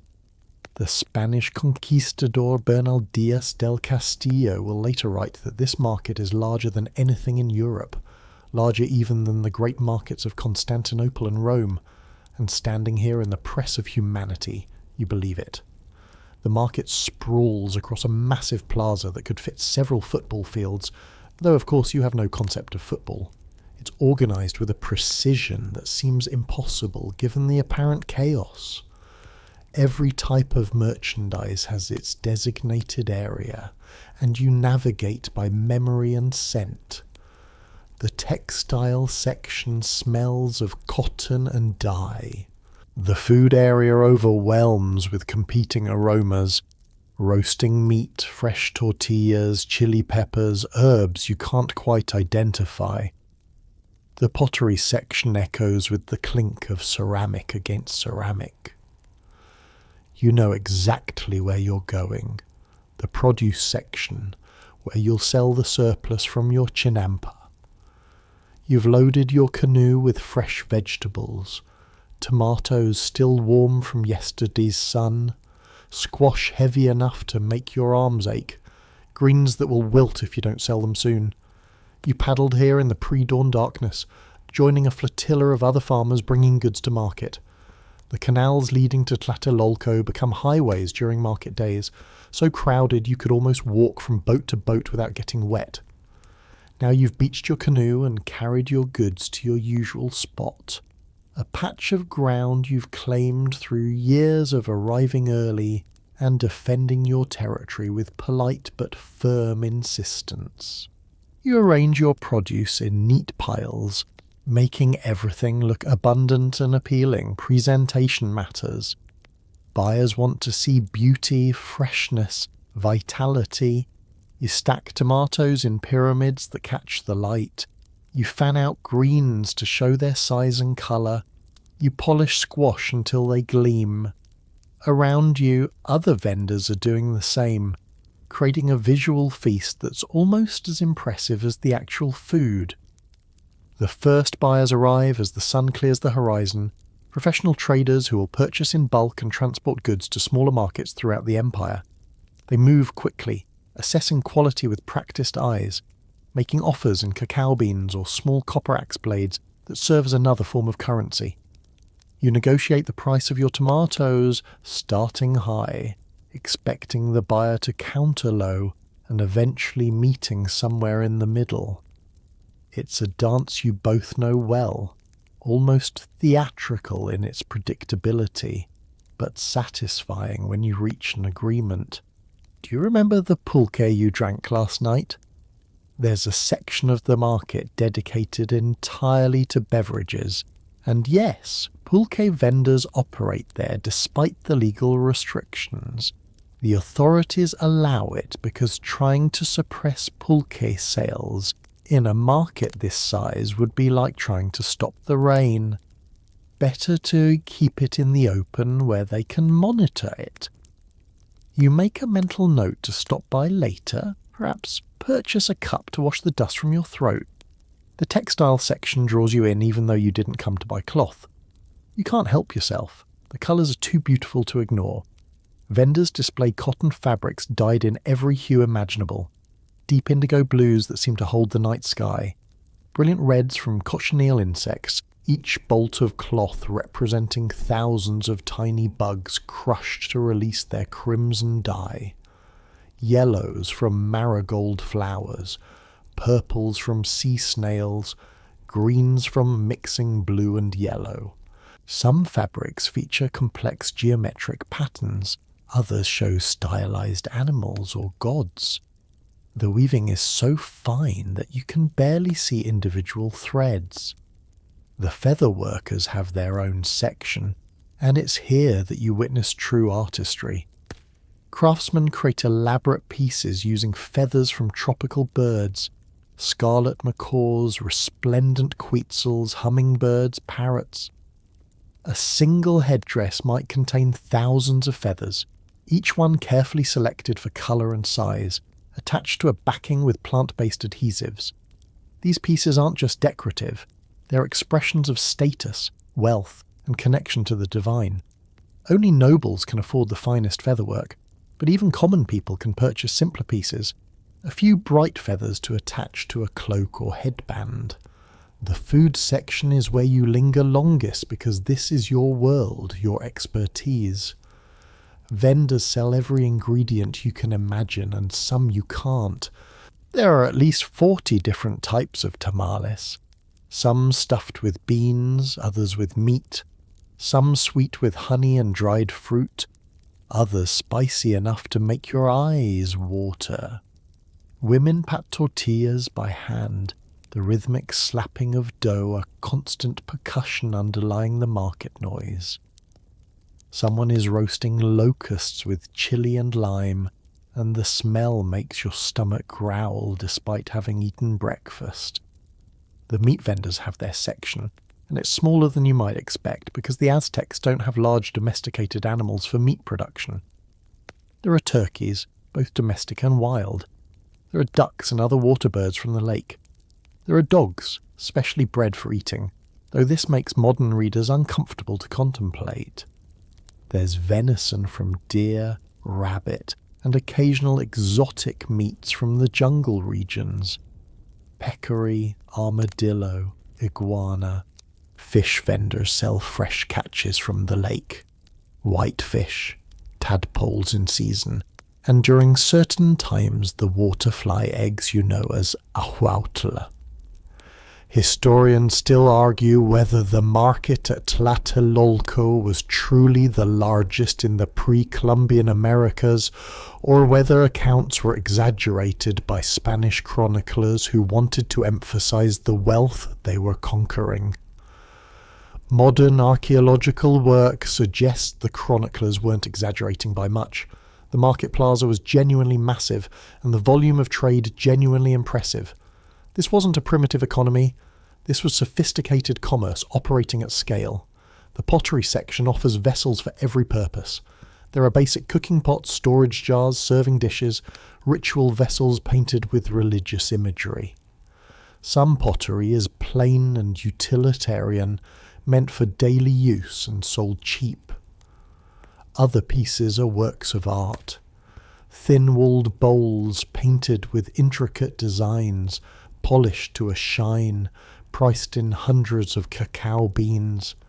You run your fingers over a particularly beautiful plate, admiring the craftsmanship, but you don't buy. Your budget today is limited to necessities.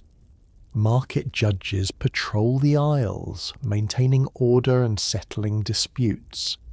These officials ensure that weights and measures are honest, that vendors aren't cheating customers, that fights don't escalate beyond heated words. If they catch someone using false weights or adulterating products, the punishment is swift and public.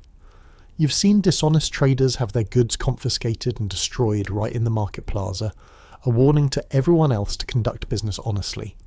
The system isn't perfect, but it works well enough that commerce flows smoothly most days. You sell the last of your vegetables by mid-morning, your cacao beans and copper axe blades safely tucked into a pouch at your waist. Now you can browse, maybe purchase a few things you need. You buy fresh chili peppers to replace the ones you used this week. You purchase a new grinding stone because your old metator is developing a crack. You consider buying a painted gourd but decide against it. Your household has enough gourds. The obsidian section fascinates you even though you're not buying. Craftsmen display blades so sharp they can cut hair. Arrowheads nap to perfect points. Mirrors polished until they reflect like dark water. Obsidian comes from volcanic regions, transported to Tlatelolco through trade networks that span hundreds of miles. The best obsidian comes from specific quarries, and experts can identify the source by colour and texture. Green obsidian from Pachuca is particularly prized, rarer and more beautiful than the common black variety. As noon approaches, the market reaches peak density. You can barely move through some sections, pressed on all sides by shoppers, vendors, porters carrying goods on their backs, children darting between adults' legs. The noise is overwhelming. Thousands of conversations happening simultaneously. Vendors calling out prices, someone playing a clay flute, dogs barking, babies crying, laughter erupting from somewhere you can't see. It's exhausting and exhilarating in equal measure. You stop at a food stall and buy lunch, a tamale stuffed with beans and peppers, wrapped in a corn husk still hot from steaming. You eat standing up, watching the market flow around you like a river of humanity. A noble passes by, carried on a litter by 4 servants, and the crowd parts respectfully. A priest in black robes stained with dried blood moves through the market, and people make small offerings as he passes. A fight breaks out between 2 vendors arguing about encroachment on territory. But market judges arrive quickly and separate them before violence erupts. You make your way slowly towards the canal where you left your canoe, tired but satisfied. Your goods sold well. You acquired what you needed. You witnessed the Empire's commerce in full display. As you paddle home through quieter canals, away from the market chaos, you feel the satisfaction of a productive day. Tomorrow your chinampa will need tending, crops will need watering, weeds will need pulling. But today you participated in something larger than your small floating garden. You connected to the vast economic web that makes the Aztec Empire function, that transforms individual labour into collective prosperity, that turns 60,000 people's daily needs into a spectacle of commerce that will be remembered centuries after the last vendor closes up shop. You're standing beneath a plant that looks almost alien in its strangeness. A climbing orchid with thick, fleshy vines snaking up the trunk of a tree in the humid forest lowlands. The air here is different from the cool highlands of Tenochtitlan. It's heavy, wet, pressing against your skin like a warm blanket. You're sweating, and insects buzz around your ears, but you're focused on the long, slender pods hanging from the vine. These are vanilla beans, and right now, in the early 16th century, they exist nowhere else on Earth. This flavour that will one day become synonymous with plain or basic is currently one of the most exotic, expensive substances in your world. The Totonac people, whose territory you're visiting claim they were the first to discover vanilla's potential. According to their stories, the vanilla orchid sprang from the blood of a forbidden love, a princess and her commoner lover, who were executed for their transgression. Where their blood touched the earth, the vanilla vine grew, forever carrying the sweetness of their devotion. It's a beautiful story, and whether or not it's literally true doesn't matter. What matters is that the Totonacs figured out how to cultivate this finicky plant and transform its nearly odorless pods into something sublime. Wild vanilla grows in the forest canopy, wrapping around trees and sending down aerial roots. The flowers bloom for just a single day, opening in the morning and closing by afternoon. In nature, these flowers are pollinated by a specific species of bee and certain hummingbirds. But here's the challenge. Vanilla orchids bloom sporadically, a few flowers at a time rather than all at once. Natural pollination is inefficient, producing only a small percentage of the potential pods. The Totonacs have learned to hand-pollinate the flowers, a technique that won't be rediscovered after the colonial disruption until the 1840s. You watch a Totonac farmer work, moving carefully among the vines. When he finds a freshly opened flower, he uses a small stick, sometimes a thorn, sometimes carved wood, to lift the thin membrane separating the male and female parts of the flower. Then, with practiced precision, he presses them together. It takes seconds per flower, but it requires timing, skill and patience. Miss the brief window when the flower is receptive, and you've lost that opportunity for a vanilla pod. The farmer works quickly, efficiently, and you try to memorize his movements for the unlikely event you ever attempt this yourself. Do you remember the cacao you traded in the Tlatelolco market? Vanilla pods are worth even more, weight for weight. A single cured pod might cost you several dozen cacao beans. A handful of pods represents serious wealth. The Aztec nobility flavors their chocolate drinks with vanilla, creating a combination that's simultaneously earthy, bitter, floral, and complex. It's a taste reserved for the elite, for ceremonies, for moments when ordinary simply won't do. But here's the secret that the Totonacs guard carefully. Fresh vanilla pods smell like almost nothing. When you harvest a green pod directly from the vine and smell it, you detect maybe a faint vegetal scent, nothing special. The magic happens during curing, a process that takes months and transforms those bland green pods into aromatic treasures. The Totonacs have perfected this technique over generations, and they are not eager to share the details with outsiders like you. The curing process begins with a killing step. The pods are briefly exposed to heat, either by dunking in hot water or leaving them in the sun. This stops the pods from continuing to ripen and splits the cells inside, beginning the enzymatic reactions that will create vanillin, the primary compound responsible for vanilla's characteristic aroma. Then the pods are wrapped in blankets and left to sweat, developing heat from their own metabolic processes. Each day, workers unwrap the pods, massage them to distribute oils, and spread them in the sun to dry partially before wrapping them again. This cycle continues for weeks or months. The pods gradually turn from green to brown, then to a deep chocolate colour. They become supple, oily to the touch, and develop a frosting of white crystals on their surface. Pure vanillin precipitating out of solution. The smell intensifies throughout the process, shifting from barely present to subtle to eventually overwhelming in the best possible way.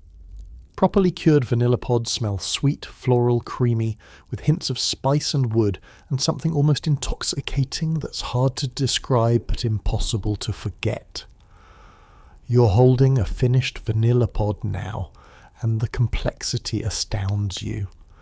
You run it under your nose, breathing deeply, detecting layers of scent that seem to shift and evolve. There's a sweet creaminess, yes, but also darker notes, smoke, tobacco, dried fruit, maybe even a hint of leather. Some pods smell different than others depending on where they grew, how they were cured, how long they've been stored. Like wine or chocolate, vanilla develops terroir, expressing the specific conditions of its origin. The Totonacs use vanilla in more than just drinks. They add it to certain ceremonial foods. They burn it as incense during religious rituals, the smoke carrying prayers upward. Some claim vanilla has medicinal properties. It settles upset stomachs, calms anxiety, even acts as an aphrodisiac, though historians still argue whether these claims have any pharmacological basis or are purely cultural beliefs. What's certain is that vanilla is precious, rare, and completely controlled by the people who know how to produce it.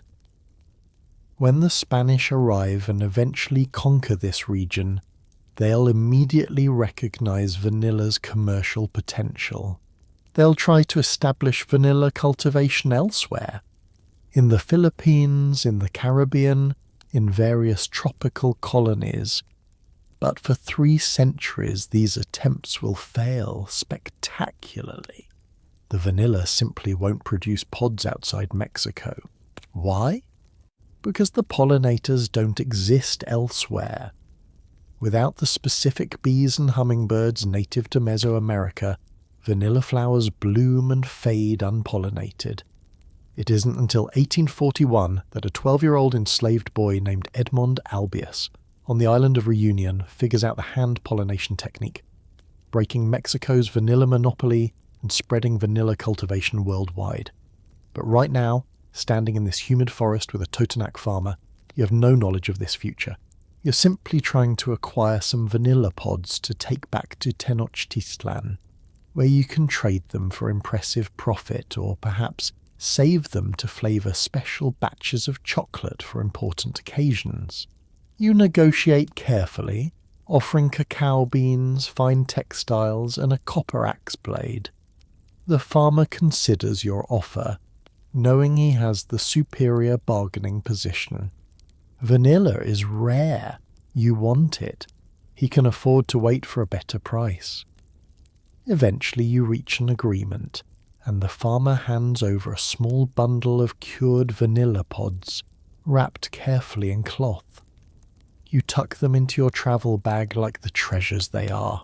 The smell emanating from the bundle makes your mouth water, and you resist the urge to unwrap them and smell them again. Patience. You'll have plenty of time to appreciate them later.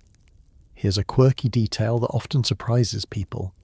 Vanilla is the second most expensive spice in the modern world, after saffron. This isn't a recent development. Vanilla has always been expensive because it's genuinely difficult to produce. Each pod represents months of cultivation, hand pollination, and careful curing. There are no shortcuts. Even in the modern era with commercial vanilla plantations across the tropics, the process remains labour-intensive. The Totonacs understood this centuries ago and built their economy partly around controlling this valuable crop. As you prepare to leave Totonac territory and return to the highlands, you reflect on the strange journey that brought you here. You came seeking a flavour, a luxury, something to elevate ordinary chocolate into something extraordinary. You found an entire culture built around a finicky orchid and a curing process that borders on alchemy. You witnessed agricultural expertise that won't be fully understood or replicated for centuries after European contact disrupts everything. The journey back to Tenochtitlan takes days, and you guard your vanilla carefully. At night you sleep with the bundle under your head, not trusting anyone else with such valuable cargo.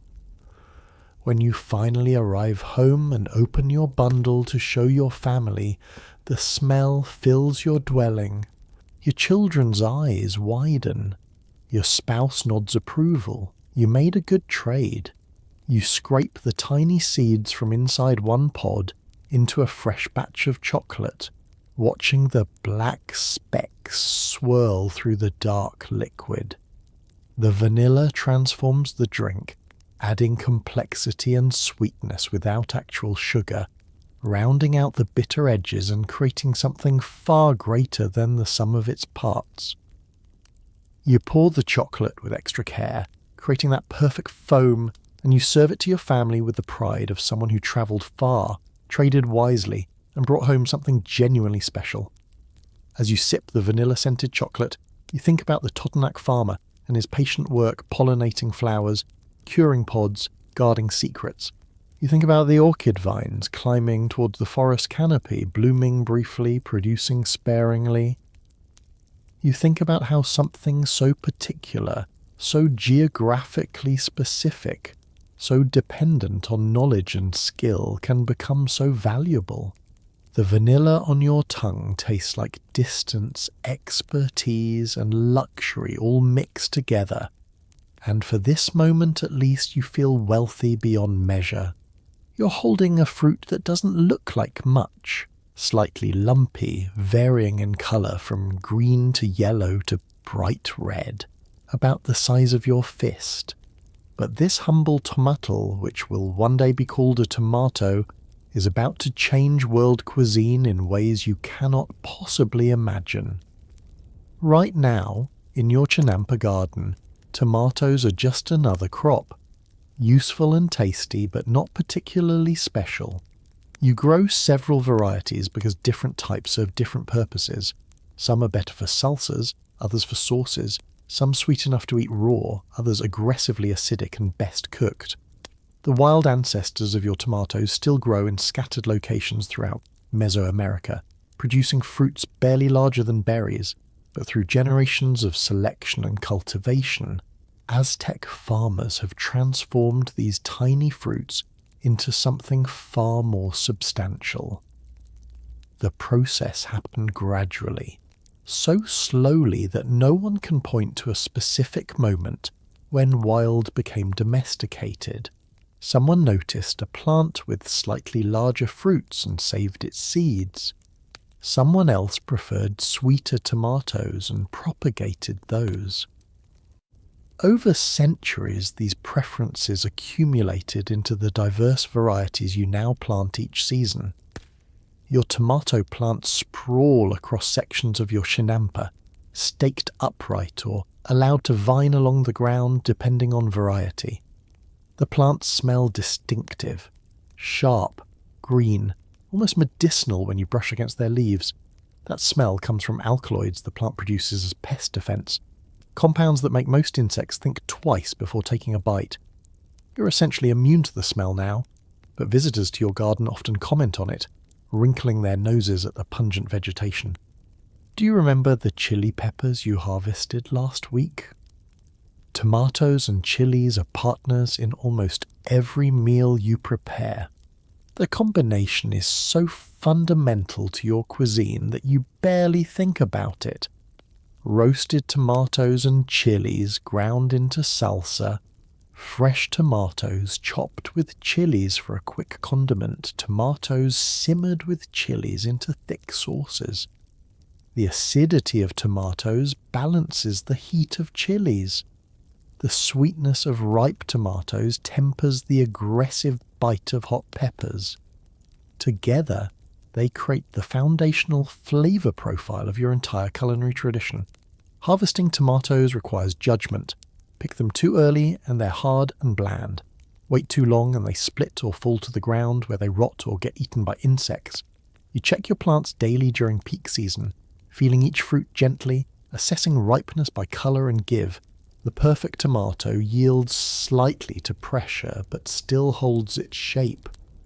You fill your basket with fruits at various stages of ripeness, some for eating today, others for tomorrow, some for drying and storing. The preparation methods are numerous. You roast tomatoes over open fire until their skins blacken and blister, then peel them to reveal the sweet, smoky flesh underneath. You dry tomatoes in the sun until they shrivel into concentrated flavour bombs that you can store for months. You eat tomatoes raw, sliced and sprinkled with salt and chili powder. You simmer them into sauces that coat tamales or flavor bean dishes. Every method reveals different aspects of the fruit's personality. Sweet when raw, smoky when roasted, intense when dried, acidic when cooked fresh. The green tomatoes, tomatillos, though that name won't exist for a while yet, grow in papery husks that you peel away before cooking. These fruits are sharper, more acidic than regular tomatoes, with a citrusy brightness that makes them perfect for certain salsas. You roast them alongside regular tomatoes and chilies, then grind everything together in your molcajete. The resulting salsa is complex, sweet, sour, hot, smoky, containing layers of flavor that unfold as you eat it. Here's something that often surprises people. When tomatoes eventually reach Europe in the 16th century, many people will think they're poisonous. The fruits resemble deadly nightshade, a toxic plant from the same family, and Europeans will spend decades growing tomatoes purely as ornamental curiosities before anyone brave enough tries eating them regularly. The wealthy especially avoid them, ironically, because tomatoes' acidity leaches lead from the pewter plates used by rich families, causing lead poisoning that gets blamed on the tomatoes themselves. The Aztecs, eating from ceramic plates, never have this problem. You're making a traditional dish today that showcases tomatoes in their full glory. You start by roasting several large tomatoes alongside onions and garlic until everything is charred and soft. The smell is intoxicating, sweet, smoky, savory all at once. You transfer the roasted vegetables to your molcajete and begin grinding, adding salt and dried chilies as you work. The mixture becomes a chunky, vibrant red sauce that you'll simmer with beans or use to coat fish before wrapping it in corn husks for steaming. Tomato plants are generous in ways that other crops are not. A single plant can produce dozens of fruits over the growing season, continuing to flower and set fruit as long as conditions remain favourable. On your chinampa, with its consistent moisture and rich soil, tomato plants thrive almost embarrassingly well. You sometimes have more tomatoes than you know what to do with, and you end up trading the surplus at the market or gifting them to neighbours who inevitably reciprocate with their own surplus crops. The seeds inside tomatoes are your insurance policy for future seasons. You save seeds from your best plants, the ones that produced earliest, yielded most heavily, resisted pests most effectively, or simply tasted best. You scoop out the pulp from ripe tomatoes into a bowl and let it ferment for a few days. This process breaks down the gel coating the seeds and actually improves germination rates. After fermentation, you rinse the seeds and dry them in the sun, storing them in sealed containers until planting time. Historians still argue whether tomatoes originated in Mexico or South America, with evidence pointing in various directions. What's certain is that the Aztecs and their predecessors developed many of the varieties still grown today and established culinary traditions that persist across Mexico. The tomato isn't just a crop, it's cultural heritage, identity encoded in fruit form. The tomato's journey from your chinampa to global ubiquity will be remarkable. Within a few centuries of European contact, tomatoes will be fundamental to Italian cuisine. Pasta sauces, pizzas, caprese salads. They'll define Spanish gazpacho, Indian curries, countless Chinese stir-fries. The global food landscape will be unrecognizable without tomatoes, and every single cultivated tomato will trace its ancestry back to gardens like yours, to farmers who patiently selected and saved seeds, who noticed which plants performed best and propagated them. But you're not thinking about pizza or pasta, concepts that don't exist yet. You're thinking about tonight's dinner and whether you have enough tomatoes for the salsa you're planning. You return to your garden and pick a few more fruits, their warmth from the sun transferring to your hands. A perfectly ripe tomato splits slightly as you pick it, releasing juice and seeds. You pop it in your mouth without thinking, letting the sweet tart flavour burst across your tongue. It tastes like summer, like your garden, like home. As evening approaches, you sit with your family eating fresh tortillas topped with tomato salsa, beans simmered with tomato and chili, fish wrapped in corn husks with tomato sauce. Tomatoes feature in every dish, sometimes front and centre, sometimes providing background acidity and sweetness. Your children eat without comment. This is just normal food to them. They don't know that across the ocean, entire cuisines exist without tomatoes. They don't know that their everyday meals contain ingredients that will one day be considered exotic. You save the last few drops of salsa by dragging a tortilla through the serving bowl, not wanting to waste a single bit. The flavours linger on your tongue: chili heat, tomato sweetness, the char from roasting, the salt, the acid, everything balanced and familiar. Tomorrow you will harvest more tomatoes, and the cycle will continue. The plants will keep producing, you'll keep eating, seeds will get saved for next year, and this small red fruit will continue its quiet work of feeding your family and, eventually, transforming the world's palate one garden at a time. You're reaching into a small leather pouch at your waist, and your fingers close around something that feels like sand but holds far more power. These are chia seeds, tiny, mottled grey and black specks that individually seem insignificant but collectively represent one of the most important foods in your world. You're about to run a message from Tenochtitlan to a coastal city, a journey of perhaps 80 or 90 miles that you'll complete in less than 2 days. Your only fuel for this impossible feat: the handful of chia seeds you're mixing with water in a gourd, creating a gelatinous drink that tastes mildly nutty and looks frankly unappetizing, but will keep you running long after normal food would fail you. The chia plant itself is unassuming, a member of the mint family with purple-blue flowers that attract bees and hummingbirds. It grows easily in the highlands, tolerating poor soil and inconsistent rainfall. Your family cultivates a small plot specifically for chia, and the plants ask for little but give generously. When the flowers fade, they leave behind seed heads packed with hundreds of tiny seeds that you collect by cutting the stalks and beating them over cloth to release their treasure. What makes chia remarkable isn't immediately obvious.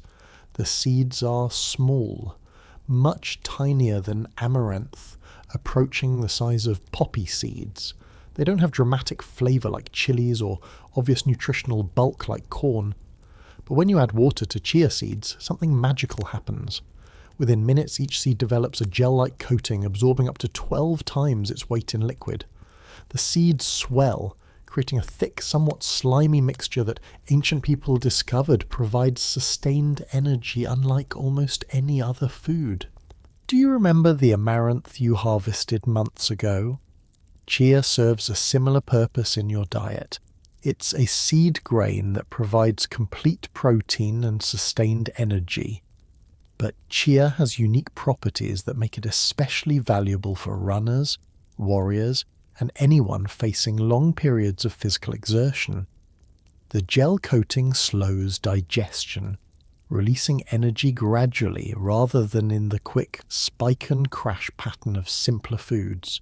Modern nutritionists will eventually discover that chia seeds are loaded with omega-3 fatty acids, fibre and minerals.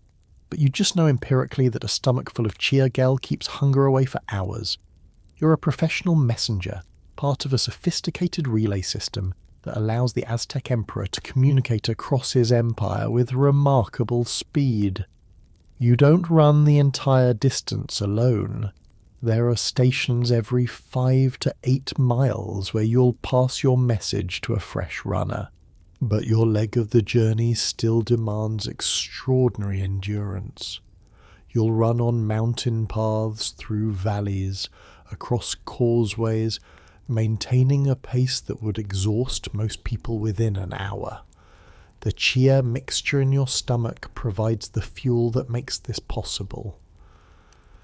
Before setting out, you prepare your chia drink carefully.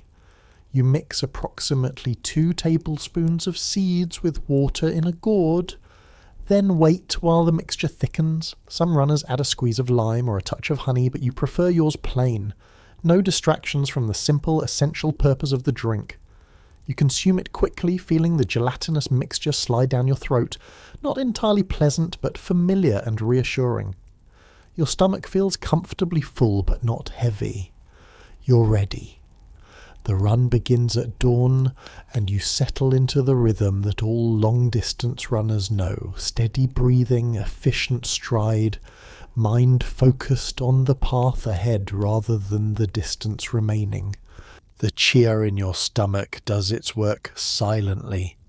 You don't feel hungry. You don't experience the energy crashes that plague runners who rely on simpler carbohydrates. Hours pass, and you maintain your pace, delivering your message to the next station where a fresh runner takes over, continuing the relay toward the coast. Warriors heading into battle carry chia seeds as field rations. Unlike foods that spoil quickly or require cooking, chia stays viable for years if kept dry. A warrior can carry enough chia to survive for days, needing only water to make it edible. The seeds provide not just calories, but complete nutrition, protein, fats, and complex carbohydrates, all in one tiny package. Some military historians have speculated that Aztec military success owed something to their superior field rations, and while that's probably an oversimplification, it's true that well-fed soldiers fight better than hungry ones. Chia seeds also feature in religious ceremonies, particularly those honouring Chicomecoatl, the goddess of agriculture and nourishment. During certain festivals, priests mix chia with amaranth and honey to create ceremonial dough that's moulded into representations of the goddess. Participants consume pieces of these chia amaranth figures in rituals that parallel the amaranth ceremonies you remember from earlier in the year. The Aztecs understand that some foods transcend mere nutrition. They're conduits to the divine physical substances that connect the earthly and spiritual realms. Here's something that often gets overlooked in discussions of Aztec diet: the sheer variety of seeds consumed as staple foods. Modern Western diets might include sunflower seeds or sesame seeds as minor additions, but the Aztec diet incorporates amaranth, chia, squash seeds, and others as fundamental nutritional building blocks. Seeds are concentrated nutrition by design. Each one contains everything needed to grow an entire plant, packed into a compact shelf-stable form. The Aztecs exploited this biological fact brilliantly. You're back home now, resting after your run, and you're preparing chia in a different way. You grind the seeds on your metate, creating a flour that you mix with corn flour to make more nutritious tortillas. The chia adds a subtle nutty flavour and makes the tortillas more filling. You also scatter whole chia seeds into bean dishes, where they absorb the cooking liquid and add texture. Some families press chia seeds to extract oil, though this is labour-intensive and usually reserved for medicinal or ceremonial purposes. The tiny seeds have medicinal applications beyond their nutritional value. Healers recommend chia for digestive issues, claiming the gel soothes irritated stomachs. Some use chia poultices on wounds, believing the gel helps prevent infection and promotes healing. Whether these applications work because of genuine pharmacological properties or through placebo effect is something historians still argue about. But the treatments persist because people believe they see results. Chia cultivation is straightforward enough, that even inexperienced farmers succeed. The plants germinate readily, grow quickly, and aren't particularly bothered by pests. They thrive in the climate around Tenochtitlan, producing abundant seeds with minimal intervention. You plant chia in areas of your chinampa that are slightly drier. The plants don't love having wet feet the way rice does. They flower beautifully, attracting pollinators that also benefit your other crops. When the seeds mature, you harvest by cutting the entire plant and hanging it upside down to dry completely before threshing. The seeds store remarkably well. Unlike many foods that spoil quickly in the warm, humid climate, chia seeds can last for years if kept dry and away from pests. You keep your chia supply in sealed ceramic jars, protected from moisture and rodents. This long shelf life makes chia valuable not just as everyday food, but as famine insurance. When other crops fail, your stored chia remains viable, ready to sustain your family through difficult times. When Spanish conquistadors encounter chia, they recognize its importance to Aztec culture and promptly try to suppress its cultivation, just as they did with amaranth. Foods associated with indigenous religious practices become targets for elimination. But chia is even more resilient than amaranth, growing wild in areas beyond colonial control. Indigenous communities continue cultivating it in secret, preserving knowledge across generations until, centuries later, chia experiences a remarkable renaissance as a modern superfood. You're mixing another batch of chia gel, this time for your children who are preparing for a day of helping with the harvest. They drink it without complaint. This is normal fuel for physical work. The texture doesn't bother them. They've been consuming chia gel since they were old enough to eat solid food. They finish their drinks and head out to the chinampa, ready for hours of labour, their stomachs full of tiny seeds that hold outsized power. As you watch them work, you reflect on the elegance of chia as a food source. It requires minimal processing, no grinding necessary unless you want flour. It combines with the one resource you have in abundance, water, to become exponentially more useful. It stores indefinitely, travels well, and provides complete nutrition. The plant grows easily and yields generously. In a world without refrigeration, without industrial food processing, without global supply chains, chia represents everything a staple food should be.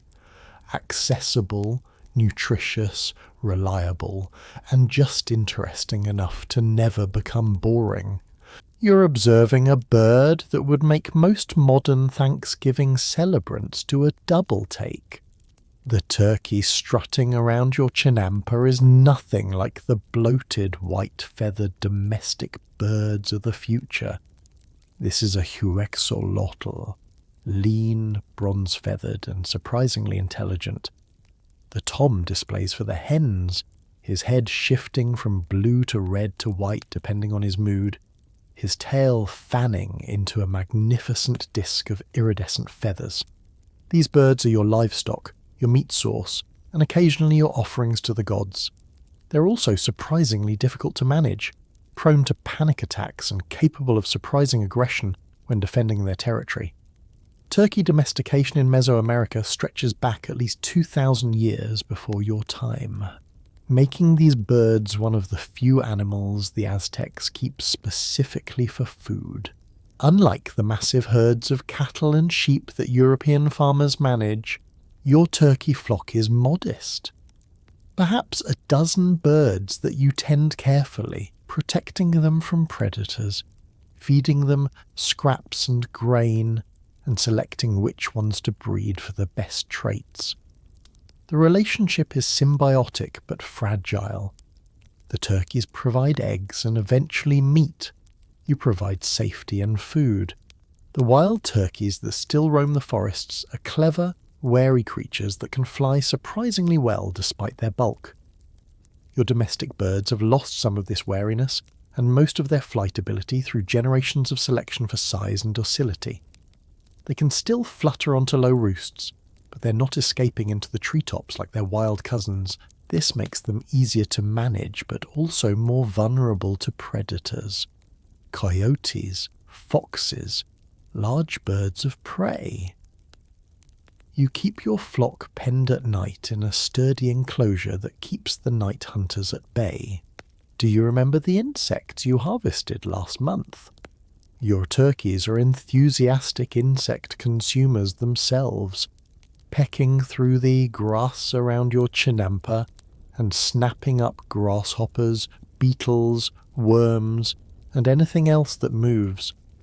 This makes them useful for pest control while also providing protein that supplements the grain you feed them. The birds are omnivores, eating fallen fruit, seeds, greens, and the occasional small lizard or mouse. Watching them hunt is entertaining. They move in quick, jerky motions, heads bobbing, eyes scanning constantly for movement. Turkey eggs are smaller than chicken eggs, and yes, chickens don't exist in your world yet, so you have no comparison point. But they're rich and delicious. The hens lay them in hidden nests, and you have to search carefully to collect them before the hens decide to brood. A broody hen becomes fiercely protective, hissing and pecking at anyone who approaches her nest. You've learned to respect this maternal aggression, approaching carefully and talking softly to calm the birds before collecting eggs. Raising turkey poults, baby turkeys, requires patience and attention. The chicks are fragile for their first few weeks, vulnerable to temperature changes, predators, and disease. You keep them in a protected area near your dwelling where you can monitor them constantly. The mother hens are attentive but sometimes clumsy, accidentally stepping on their own chicks or leading them into water where they can drown. Your intervention improves survival rates significantly, which is why domestic turkeys produce more offspring than their wild counterparts. The toms can be aggressive during breeding season, their natural territorial instincts amplified by domestication and confinement. A mature tom can weigh 20 pounds or more and stands nearly 3 feet tall when fully upright. His spurs, sharp, bony projections on his legs, can inflict serious wounds if he decides you're a threat. You've learned to read turkey body language, recognizing when a tom is merely displaying and when he's genuinely preparing to attack. A long stick kept handy helps discourage aggressive birds without harming them. Butchering a turkey is never pleasant, but it's necessary and familiar. You select a bird carefully, usually a young tom or an older hen whose egg production has declined. The actual killing is quick. You hold the bird firmly, sever its throat with a sharp obsidian blade, and let it bleed out. The bird thrashes reflexively even after death, hence the phrase running around like a chicken with its head cut off. Though again, you don't have chickens for comparison. After the thrashing stops, you plunge the carcass into hot water to loosen the feathers, then spend the tedious hour plucking every feather. The feathers themselves are valuable, not wasted. The long tail feathers and wing feathers go to craftspeople who create fans, ceremonial decorations, and arrow fletching. The downy underfeathers can be used for insulation in bedding or clothing. Even the quills have uses, as writing implements, small storage tubes, or craft materials. Nothing gets discarded unnecessarily in a culture where waste equals poverty. Once plucked, the turkey is gutted and cleaned. The organs aren't discarded either. The liver, heart, and gizzard are delicacies. You cook them separately or include them in the cavity when roasting the whole bird. The intestines get thoroughly cleaned and can be used as sausage casings, though the Aztecs don't make sausages in the European style. Some of the organ meat goes to the family, some to neighbours as gifts that build social bonds and create obligations for future reciprocity. Preparing turkey for a feast is an elaborate affair. For important ceremonies or celebrations, you might roast the entire bird stuffed with herbs, chilies, and tomatoes, wrapped in maguey leaves to keep it moist during the long cooking process. More commonly, you break the bird down into parts, legs, wings, breast meat, and cook them separately according to their different textures and cooking times. Turkey meat is leaner than modern domestic birds, prone to drying out if overcooked, so you've learned to monitor the fire carefully and test the meat frequently. Historians still argue whether the Aztecs had a concept of Thanksgiving-style feasting centered on turkey. The answer is complicated. Yes, they had elaborate feasts with turkey as a centerpiece, but these were tied to religious calendars and social obligations rather than harvest celebrations in the European sense. A noble might serve turkey at a banquet honouring guests or celebrating a military victory. A family might sacrifice a turkey to the gods during important festivals, consuming the meat afterward in a ceremonial meal. The flavour of heritage turkey is different from what modern eaters expect. The meat is darker, more intensely flavoured, with a gamey quality that reflects the bird's more varied diet. There's less breast meat and more leg and thigh. These birds walked around actively rather than standing sedentary in industrial co-ops. The texture is firmer, requiring longer cooking or careful technique to avoid toughness. When properly prepared, the meat is rich and satisfying, tasting like it comes from an actual animal rather than a protein delivery system. You're preparing turkey today for a family celebration, roasting leg quarters over an open fire while simmering the breast meat in a sauce of tomatoes, chilies and ground squash seeds. The combination of cooking methods ensures everything finishes at the right texture. The smell draws neighbours who happen to wander by, and you end up inviting several families to join the meal. This is normal. Food abundance gets shared because you never know when you'll need similar generosity returned. The feast unfolds over several hours. Turkey meat gets wrapped in warm tortillas with salsa. The organ meat becomes a special dish for the adults. Bones get cracked to extract marrow. Children gnaw on wing bones, getting every last bit of meat. Someone makes a joke about the Tom who attacked your cousin last month, finally getting his comeuppance on the dinner table, and everyone laughs. The birds might be occasionally aggressive, but they're also delicious, and that's what matters. As the evening winds down and guests drift away, you're left with turkey bones that will become broth, scraps that will feed the dogs, and a satisfied feeling in your belly. The flock in your pen has been reduced by one bird, but several hens are sitting on eggs, and soon there will be new poults to raise. The cycle continues. Birth, growth, reproduction, death, consumption, and renewal. Your relationship with these birds is complex, part farmer, part predator, part beneficiary of their eggs and meat, part guardian protecting them from other threats. It's an ancient partnership, one that will eventually spread the turkey across the globe. But right now, it's just you and your flock, navigating another season together on your floating garden. You're wading through shallow water at the edge of Lake Texcoco, and your feet are sinking into something that looks like ordinary mud, but represents something far more valuable. This is salt-rich sediment, and you're about to harvest one of the most essential minerals in human existence. Salt in the Aztec world isn't just a seasoning, it's a preservative, a currency, a medicine, and a substance so important that entire communities specialize in its production. The sun beats down on your shoulders as you scrape the surface of the lake bed, collecting the mineral-rich sludge that will eventually become the white crystals that make food taste like food. Lake Texcoco is naturally saline, a quirk of geology and evaporation that makes it unsuitable for drinking but perfect for salt production.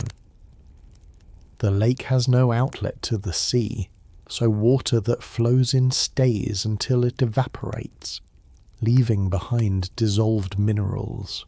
Over millennia, This process has concentrated salts in the lake to levels several times higher than seawater.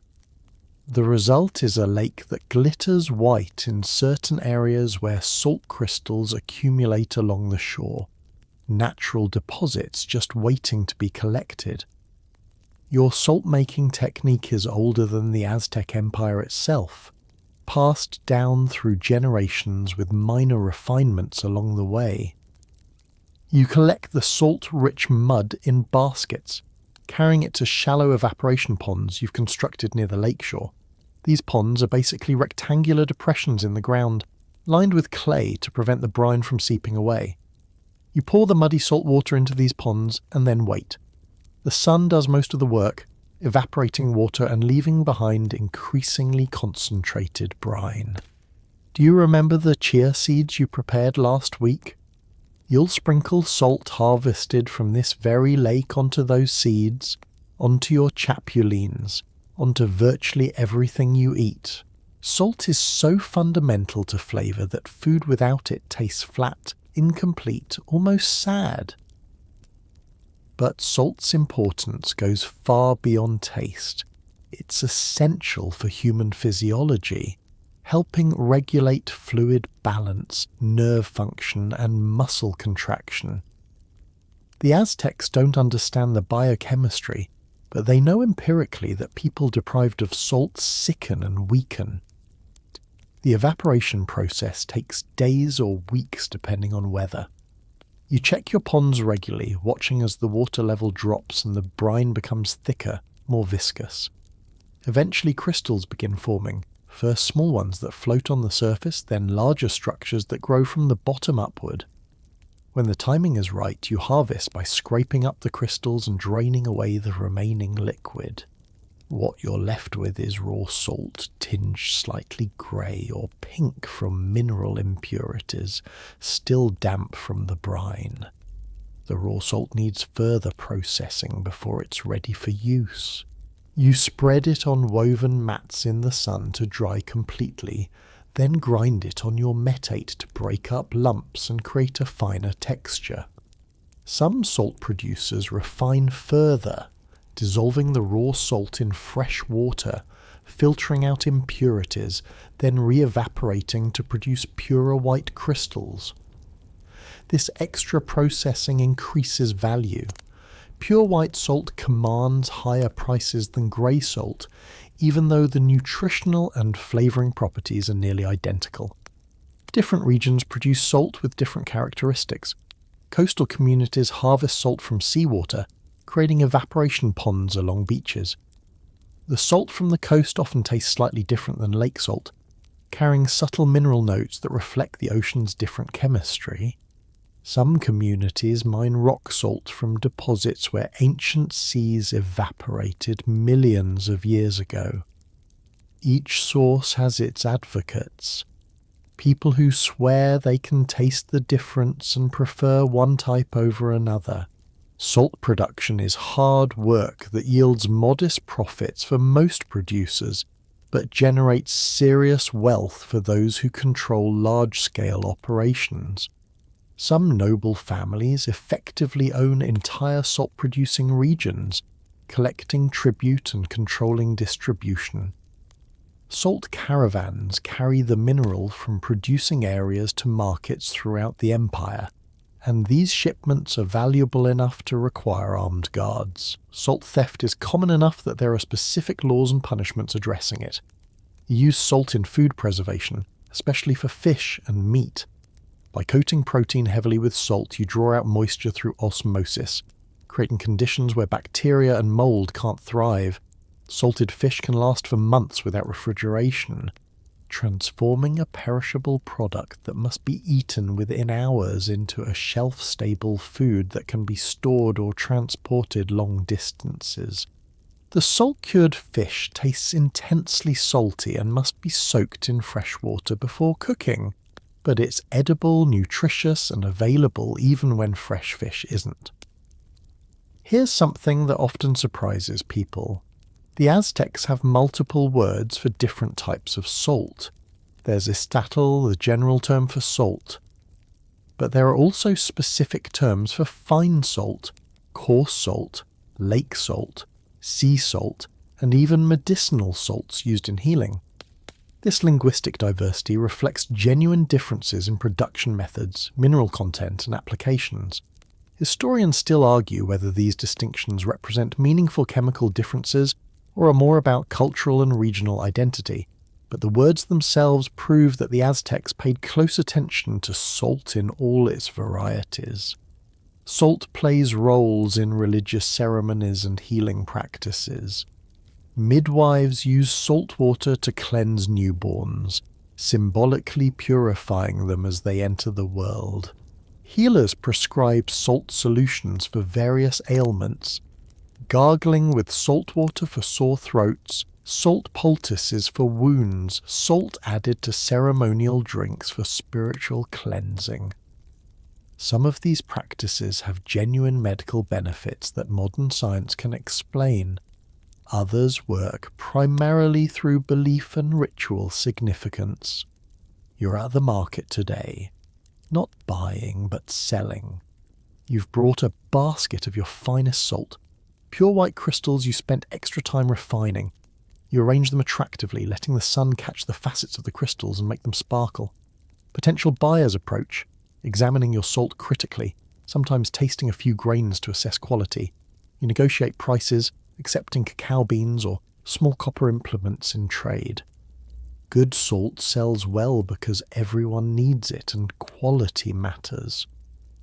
The salt trade connects distant regions in complex economic networks. Coastal salt moves inland to highland communities. Lake salt travels to areas where no saline lakes exist. Rock salt from specific mines develops reputations for purity or flavor. These trade routes carry not just salt but information, gossip, culture, and occasionally disease. The movement of goods creates connections between communities that might otherwise never interact. In your kitchen, you keep several types of salt for different purposes. Fine salt goes into cooking, dissolving quickly into salsas and sauces. Coarse salt gets sprinkled on finished dishes or used for preserving. A special batch of pure white salt is reserved for important occasions, feasts, ceremonies, offerings to the gods. You're particular about salt in a way that might seem excessive to outsiders, but makes perfect sense in a culture where this mineral is simultaneously mundane and sacred. Salt's preservative properties extend beyond food. You use it to cure animal hides, helping preserve them before tanning. Salt mixed with specific plants creates mordants for dyeing cloth, helping colours bond permanently to fibres. Some craftspeople use salt in metalworking processes, though these techniques are specialised and not widely shared. Salt touches nearly every aspect of material culture, often in ways invisible to casual observers.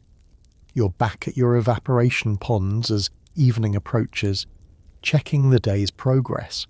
The water level has dropped noticeably, and crystals are beginning to form along the edges. Tomorrow or the next day you'll harvest another batch. The work is repetitive but satisfying.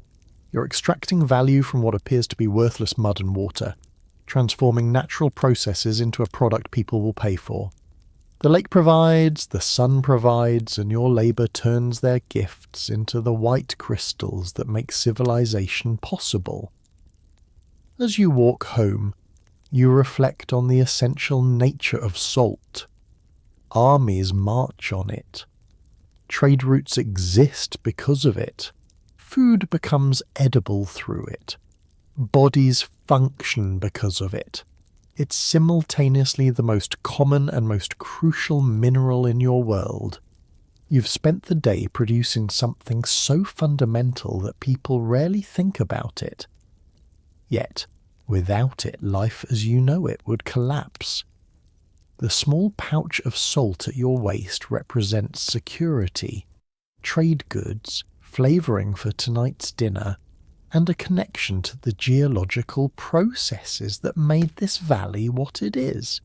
It's just salt, but also it's everything. You're standing over a large clay pot filled with dried corn kernels and water that looks deceptively ordinary. But you're about to perform a chemical transformation that will unlock nutrition hidden within the grain. This process, nixtamalization, is so important that without it, corn-dependent civilizations might never have thrived. You're adding cal, powdered limestone or wood ash to the water, and as it dissolves, the alkaline solution begins working on the corn in ways that seem almost magical. The kernels will soften, their skins will loosen, and the corn itself will become something fundamentally different from what you started with. The word nixtamalization won't exist for centuries. It comes from Nahuatl words meaning ashes and corn dough. But the process is ancient, developed through centuries of experimentation by people who noticed that corn treated with alkaline substances behaved differently, tasted better, and seemed to make people healthier. Nobody alive knows the exact chemistry happening in your pot, but the empirical evidence is overwhelming. Nixtamalized corn is superior to raw corn in nearly every way that matters. The corn sits in the lime water overnight, and you tend the fire carefully, keeping the mixture warm but not boiling. The alkaline solution begins breaking down the outer hulls of the kernels, the protective pericarp that makes raw corn difficult to digest. More importantly, the lime treatment triggers chemical changes in the corn itself. Proteins become more bioavailable, meaning your body can actually use them rather than passing them through undigested. Niacin, vitamin B3, though you don't call it that, gets released from bound forms where it's nutritionally useless into free forms your body can absorb. Do you remember the insects and chia seeds you consumed for protein? The nixtamalization process makes corn itself more protein-rich, or rather, it makes the protein that's already there more accessible to human digestion. Without this treatment, populations dependent primarily on corn develop pellagra, a disease caused by niacin deficiency that leads to skin lesions, diarrhea, dementia, and eventually death. The Aztecs don't get pellagra, not because they eat less corn than other cultures, but because they process it correctly. By morning, the corn has absorbed water and swollen noticeably. The kernels have softened, and their skins slip off easily when rubbed between your fingers. You drain away the lime water, which has turned yellowish from dissolved corn components, and rinse the corn thoroughly in fresh water. This rinsing is important. Leftover lime would make the final product taste bitter and chalky. You rinse multiple times, squeezing the kernels gently to remove the loosened skins until the water runs clear. What you're left with is nixtamal, treated corn that's ready to be ground into masa, the dough that forms the foundation of your cuisine.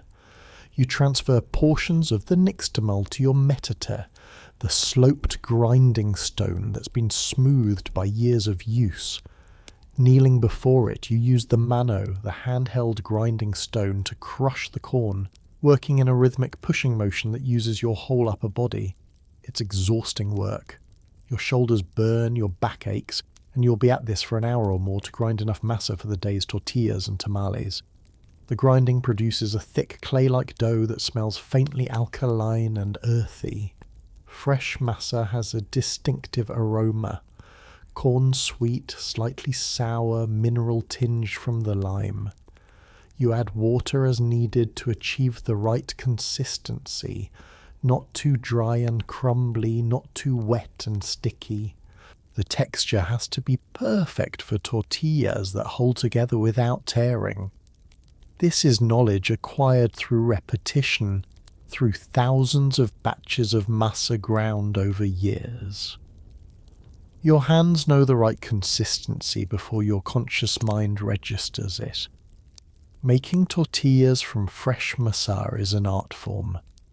You pinch off a ball of dough about the size of a small egg, roll it between your palms to create a perfect sphere, then begin patting it flat.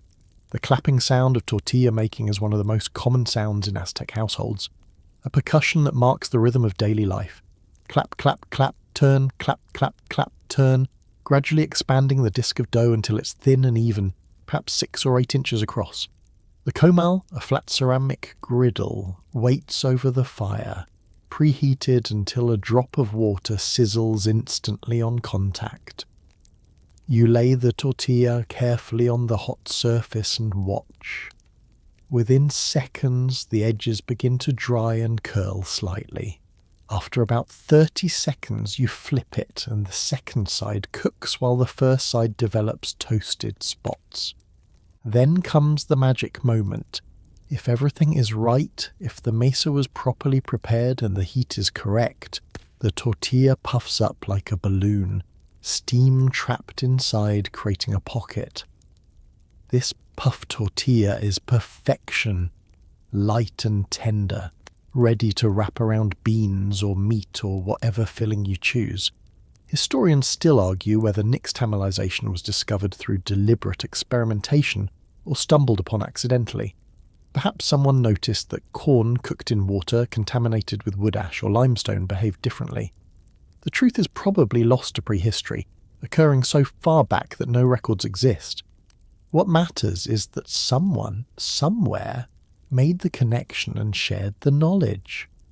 And it spread across Mesoamerica until it became foundational to multiple civilizations. Nixtamalized corn has a different flavor than raw corn. It's earthier, more complex, with subtle mineral notes from the lime treatment. The texture changes too. Mesa-based foods have a distinctive smoothness and pliability that untreated cornflour can't achieve. European colonizers will spend centuries making bread and polenta from untreated corn, never understanding why their corn-eating populations sicken while indigenous communities remain healthy eating the same basic grain. You're making tamales today, which use masa in a different form than tortillas. You beat the mesa with fat rendered from turkeys or pigs. Yes, the Spanish will bring pigs, but that's in your future, until it becomes light and fluffy, almost mousse-like. This beaten mesa gets spread onto corn husks, filled with beans, meat, chilies, or sweet fillings, then wrapped and steamed until firm. The resulting tamales are rich, filling, and portable.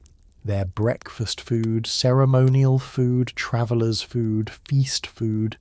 They're as fundamental to your cuisine as bread is to Europeans.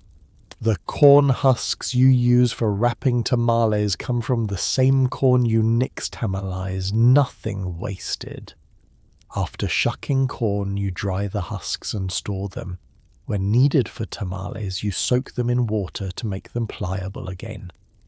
The husks impart a subtle flavor during steaming and create a natural biodegradable wrapper. After eating the tamale, you discard the husk, which decomposes quickly and returns nutrients to the soil. You're teaching your daughter the nixtamalization process today, walking her through each step. She's old enough now to learn these essential skills, and you watch as she carefully adds lime to water, gauging the proportions by eye and experience rather than measurement. She'll need to nixtamalize corn for her own family someday, and the knowledge must pass from your hands to hers, from her hands to her daughter's, an unbroken chain of technique, stretching backward into the mists of time and forward into an uncertain future. The process seems simple when you know it. Corn, lime, water, heat, time, grinding. But each step harbours subtleties that experience teaches. Too much lime and the corn tastes bitter. Too little and the hulls don't loosen properly. Grind too coarse and your tortillas are gritty. Grind too fine and they tear when you try to flip them. The comal temperature has to be just right. The mesa consistency has to be perfect. There are 1,000 small ways to get it wrong, and only one way to get it right. As evening falls and your family gathers to eat fresh tortillas still warm from the comal, you reflect on the accumulated wisdom embedded in this simple food.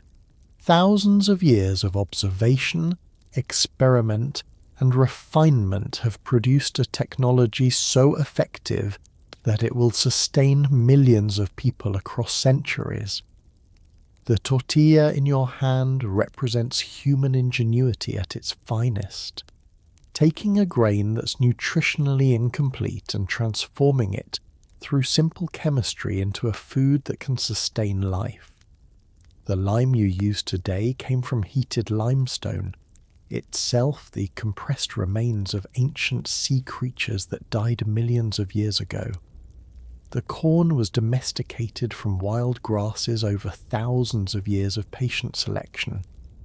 The fire you use descends from flames first controlled by human ancestors hundreds of thousands of years ago. Everything connects, everything builds on what came before, and you're a link in that chain performing ancient work with ancient tools to produce ancient food that will never go out of style because it answers fundamental human needs: hunger, nutrition, community, culture, and the simple pleasure of something delicious and warm in your hands. You're watching a long line of porters ascending the causeways toward Tenochtitlan, their backs bent under heavy loads of tribute food. These men have walked for days or weeks from distant corners of the empire, carrying sacks of cacao, bundles of vanilla, containers of precious salt, dried chilies by the thousands, bags of amaranth and chia, live turkeys in crates, and countless other foods that will flow into the capital city's insatiable appetite. This is the tribute system, the vast network of obligations and exchanges that keeps the Aztec Empire fed, and you're witnessing the circulatory system of civilization itself. Food flowing from the periphery to the heart, power flowing outward in return. The tribute lists are recorded in pictographic codices, detailed documents that specify exactly what each conquered region owes the emperor. A coastal province might owe 20,000 cacao beans annually. A highland region owes dried chilies, corn, and beans.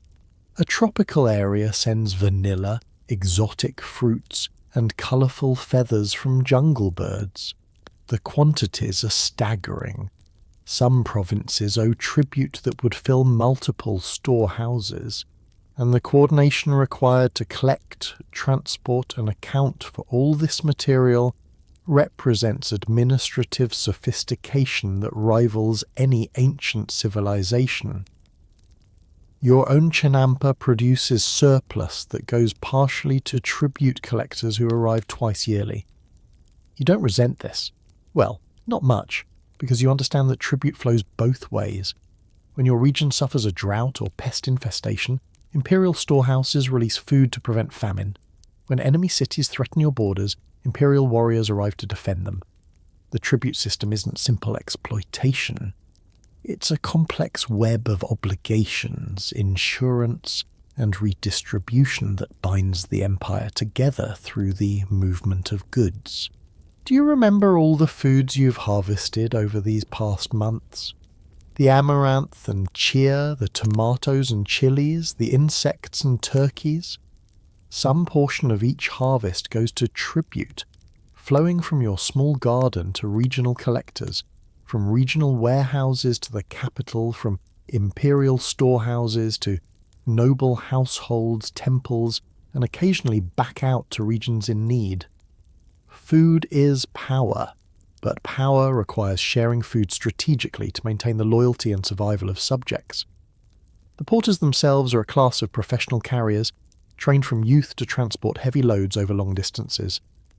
A single porter can carry up to 60 pounds on his back, supported by a tump line across his forehead. They walk in organised groups, following established routes with rest stops every few miles. Some routes cross mountains, others wind through jungles, still others traverse causeways across the lake. The porters know every path, every danger, every reliable water source. They're the physical infrastructure that makes the tribute system function. Emperor Moctezuma II consumes tribute food on a scale that seems almost mythological. Spanish accounts describe banquets where hundreds of dishes are prepared daily, with the emperor sampling a few bites from each, before the rest gets distributed to nobles, servants, and eventually the poor who gather outside the palace hoping for scraps. Whether these accounts are accurate or exaggerated, they speak to the fundamental truth that controlling food distribution is how power manifests in the Aztec world. The royal kitchens are vast operations employing hundreds of people: cooks, servers, food preparers, firewood suppliers, water carriers. They receive tribute food from across the empire and transform it into elaborate dishes that demonstrate imperial wealth and generosity. A single feast might feature dozens of turkey preparations, scores of tamale varieties, countless salsas each made from different chili and tomato combinations, exotic jungle meats, fish from both lake and ocean, desserts sweetened with honey and flavoured with vanilla. The variety and abundance make a statement. The empire is prosperous, powerful, and capable of bringing the world's flavours to one table. But tribute isn't just about feeding the emperor and nobility. Imperial storehouses maintain reserves for emergencies, crop failures, sieges, natural disasters. These reserves represent insurance against catastrophe, and their existence allows urban populations to grow beyond what local food production could normally support. Tenochtitlan houses perhaps 200,000 people, maybe more, on an island with limited agricultural space. Without tribute food flowing in constantly, the city would starve within weeks. Historians still argue whether the Aztec tribute system was primarily exploitative or whether it provided genuine benefits to tributary regions. The answer is probably both, varying by region, time period, and local conditions. Some tributary cities resent the burden and rebel when they sense imperial weakness. Others accept tribute as a reasonable price for protection, trade access, and famine insurance. The system is complex, negotiated, constantly evolving in response to political and environmental pressures.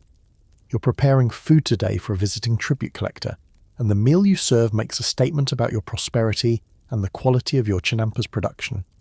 You serve fresh fish from the lake, roasted with chilies and tomatoes. You offer tamales filled with beans and amaranth. You pour chocolate drink flavoured with vanilla. A small fortune in ingredients.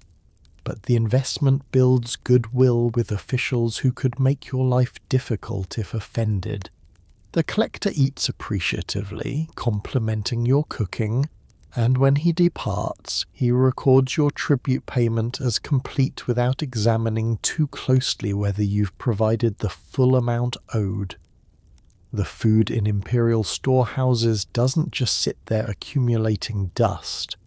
Storage managers constantly rotate stock, releasing older supplies before they spoil and replacing them with fresh tribute. Some food gets distributed to warriors preparing for campaigns. Some feeds the labourers building temples and pyramids. Some supports priests in the temple complexes. Some gets sold in markets, generating revenue for the imperial treasury. The tribute system is dynamic, food flowing in and out in complex patterns that reflect the empire's needs and priorities. Exotic foods from distant regions carry special prestige. Vanilla from the Totonac coast, cacao from tropical lowlands, certain types of fish from specific lakes, wild game from particular forests. These items arrive as tribute and immediately become valuable because they're rare and difficult to obtain. Nobles compete to serve the most exotic foods at banquets, demonstrating their connections to tribute networks and their ability to access imperial storehouses. Food becomes social currency, traded not for nutrition but for prestige and political advantage. The causeways leading to Tenochtitlan function as tribute highways, seeing constant traffic of porters bringing goods to the capital.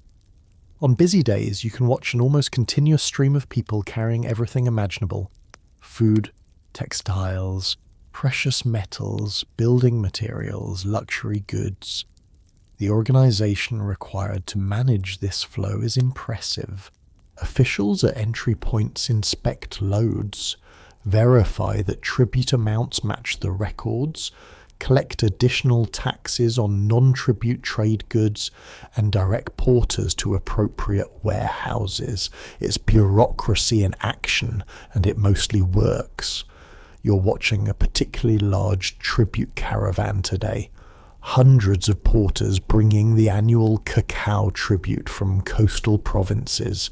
The amount is staggering. Multiple tons of beans that will supply imperial chocolate consumption for the coming year. Some will go directly to the emperor's kitchens, some will be distributed to favoured nobles, some will enter the broader economy, traded or gifted or used to pay imperial workers. The cacao moves through society like blood through a body, essential to the system's functioning. As the tribute porters pass, you notice some of them sampling their loads. A few cacao beans tucked into a mouth, a handful of dried chilies pocketed for later. The officials notice too, but generally ignore it. The amounts are trivial compared to the total tribute, and porters who walk for weeks carrying heavy loads deserve small compensations. This tolerance for minor pilferage is itself part of the system's functioning, a release valve that prevents resentment from building to rebellion. The sun is setting now over Lake Texcoco, painting the water golden pink. The last tribute caravan of the day passes over the causeway, heading toward warehouses where clerks will inventory every item, scribes will update pictographic records, and the endless accounting of empire will continue into the night by torchlight. You turn back to your chinampa, to your small garden floating on water, and you feel the weight of connection. Your labour feeds the empire provides order and security, and everyone plays their part in the vast exchange that makes civilization possible. The food you've explored over these many nights, amaranth, cacao, insects, chilies, pulque, tomatoes, vanilla, turkeys, salt, corn transformed through nixtamalization, all flow through this tribute system, connecting people across vast distances, binding communities into a larger whole. Each food carries not just nutrition but culture, history, knowledge, and relationship. The empire is built on these relationships as much as on military might or administrative skill. And now, as we come to the end of our journey through Aztec gardens and markets, through chinampas floating on ancient waters and storehouses filled with tribute from distant lands, let your breath slow and deepen. Feel the weight of your body sinking into softness, into rest, into the gentle embrace of sleep that's been waiting patiently for you throughout this long story. The foods we've encountered together, each one a small miracle of cultivation, preparation and tradition, continue their quiet existence in the soil and water, growing, nourishing, connecting past to present in ways that transcend time itself. Imagine yourself drifting on one of these chinampas, floating peacefully on still water, under a sky filled with stars that the Aztecs watched centuries ago. The willow trees rustle softly in a breeze you can barely feel. Somewhere nearby, a family is grinding corn for tomorrow's tortillas, the rhythmic sound a lullaby older than memory. The lake laps gently against the edges of your floating garden, and the crops sleep in the earth as you prepare to sleep, both of you trusting in cycles of growth and rest, of planting and harvest, of effort and release. Let the stories settle into your mind like sediment drifting to a lake bed, each detail finding its place in the landscape of dreams. The tastes and smells we've explored together, bitter chocolate and spicy chilies, earthy amaranth and sweet vanilla, the crisp crunch of toasted grasshoppers and the mineral tang of lake salt. All these fade now into soft impressions, gentle whispers that accompany you towards sleep. There's nothing more you need to do, nowhere you need to be except right here, right now, allowing yourself to rest as the ancient gardeners rested after days of honest labour. The story is complete. The gardens are tended, the harvest is gathered, and you, dear traveller through time and taste, have earned your rest in the soft darkness that welcomes you home.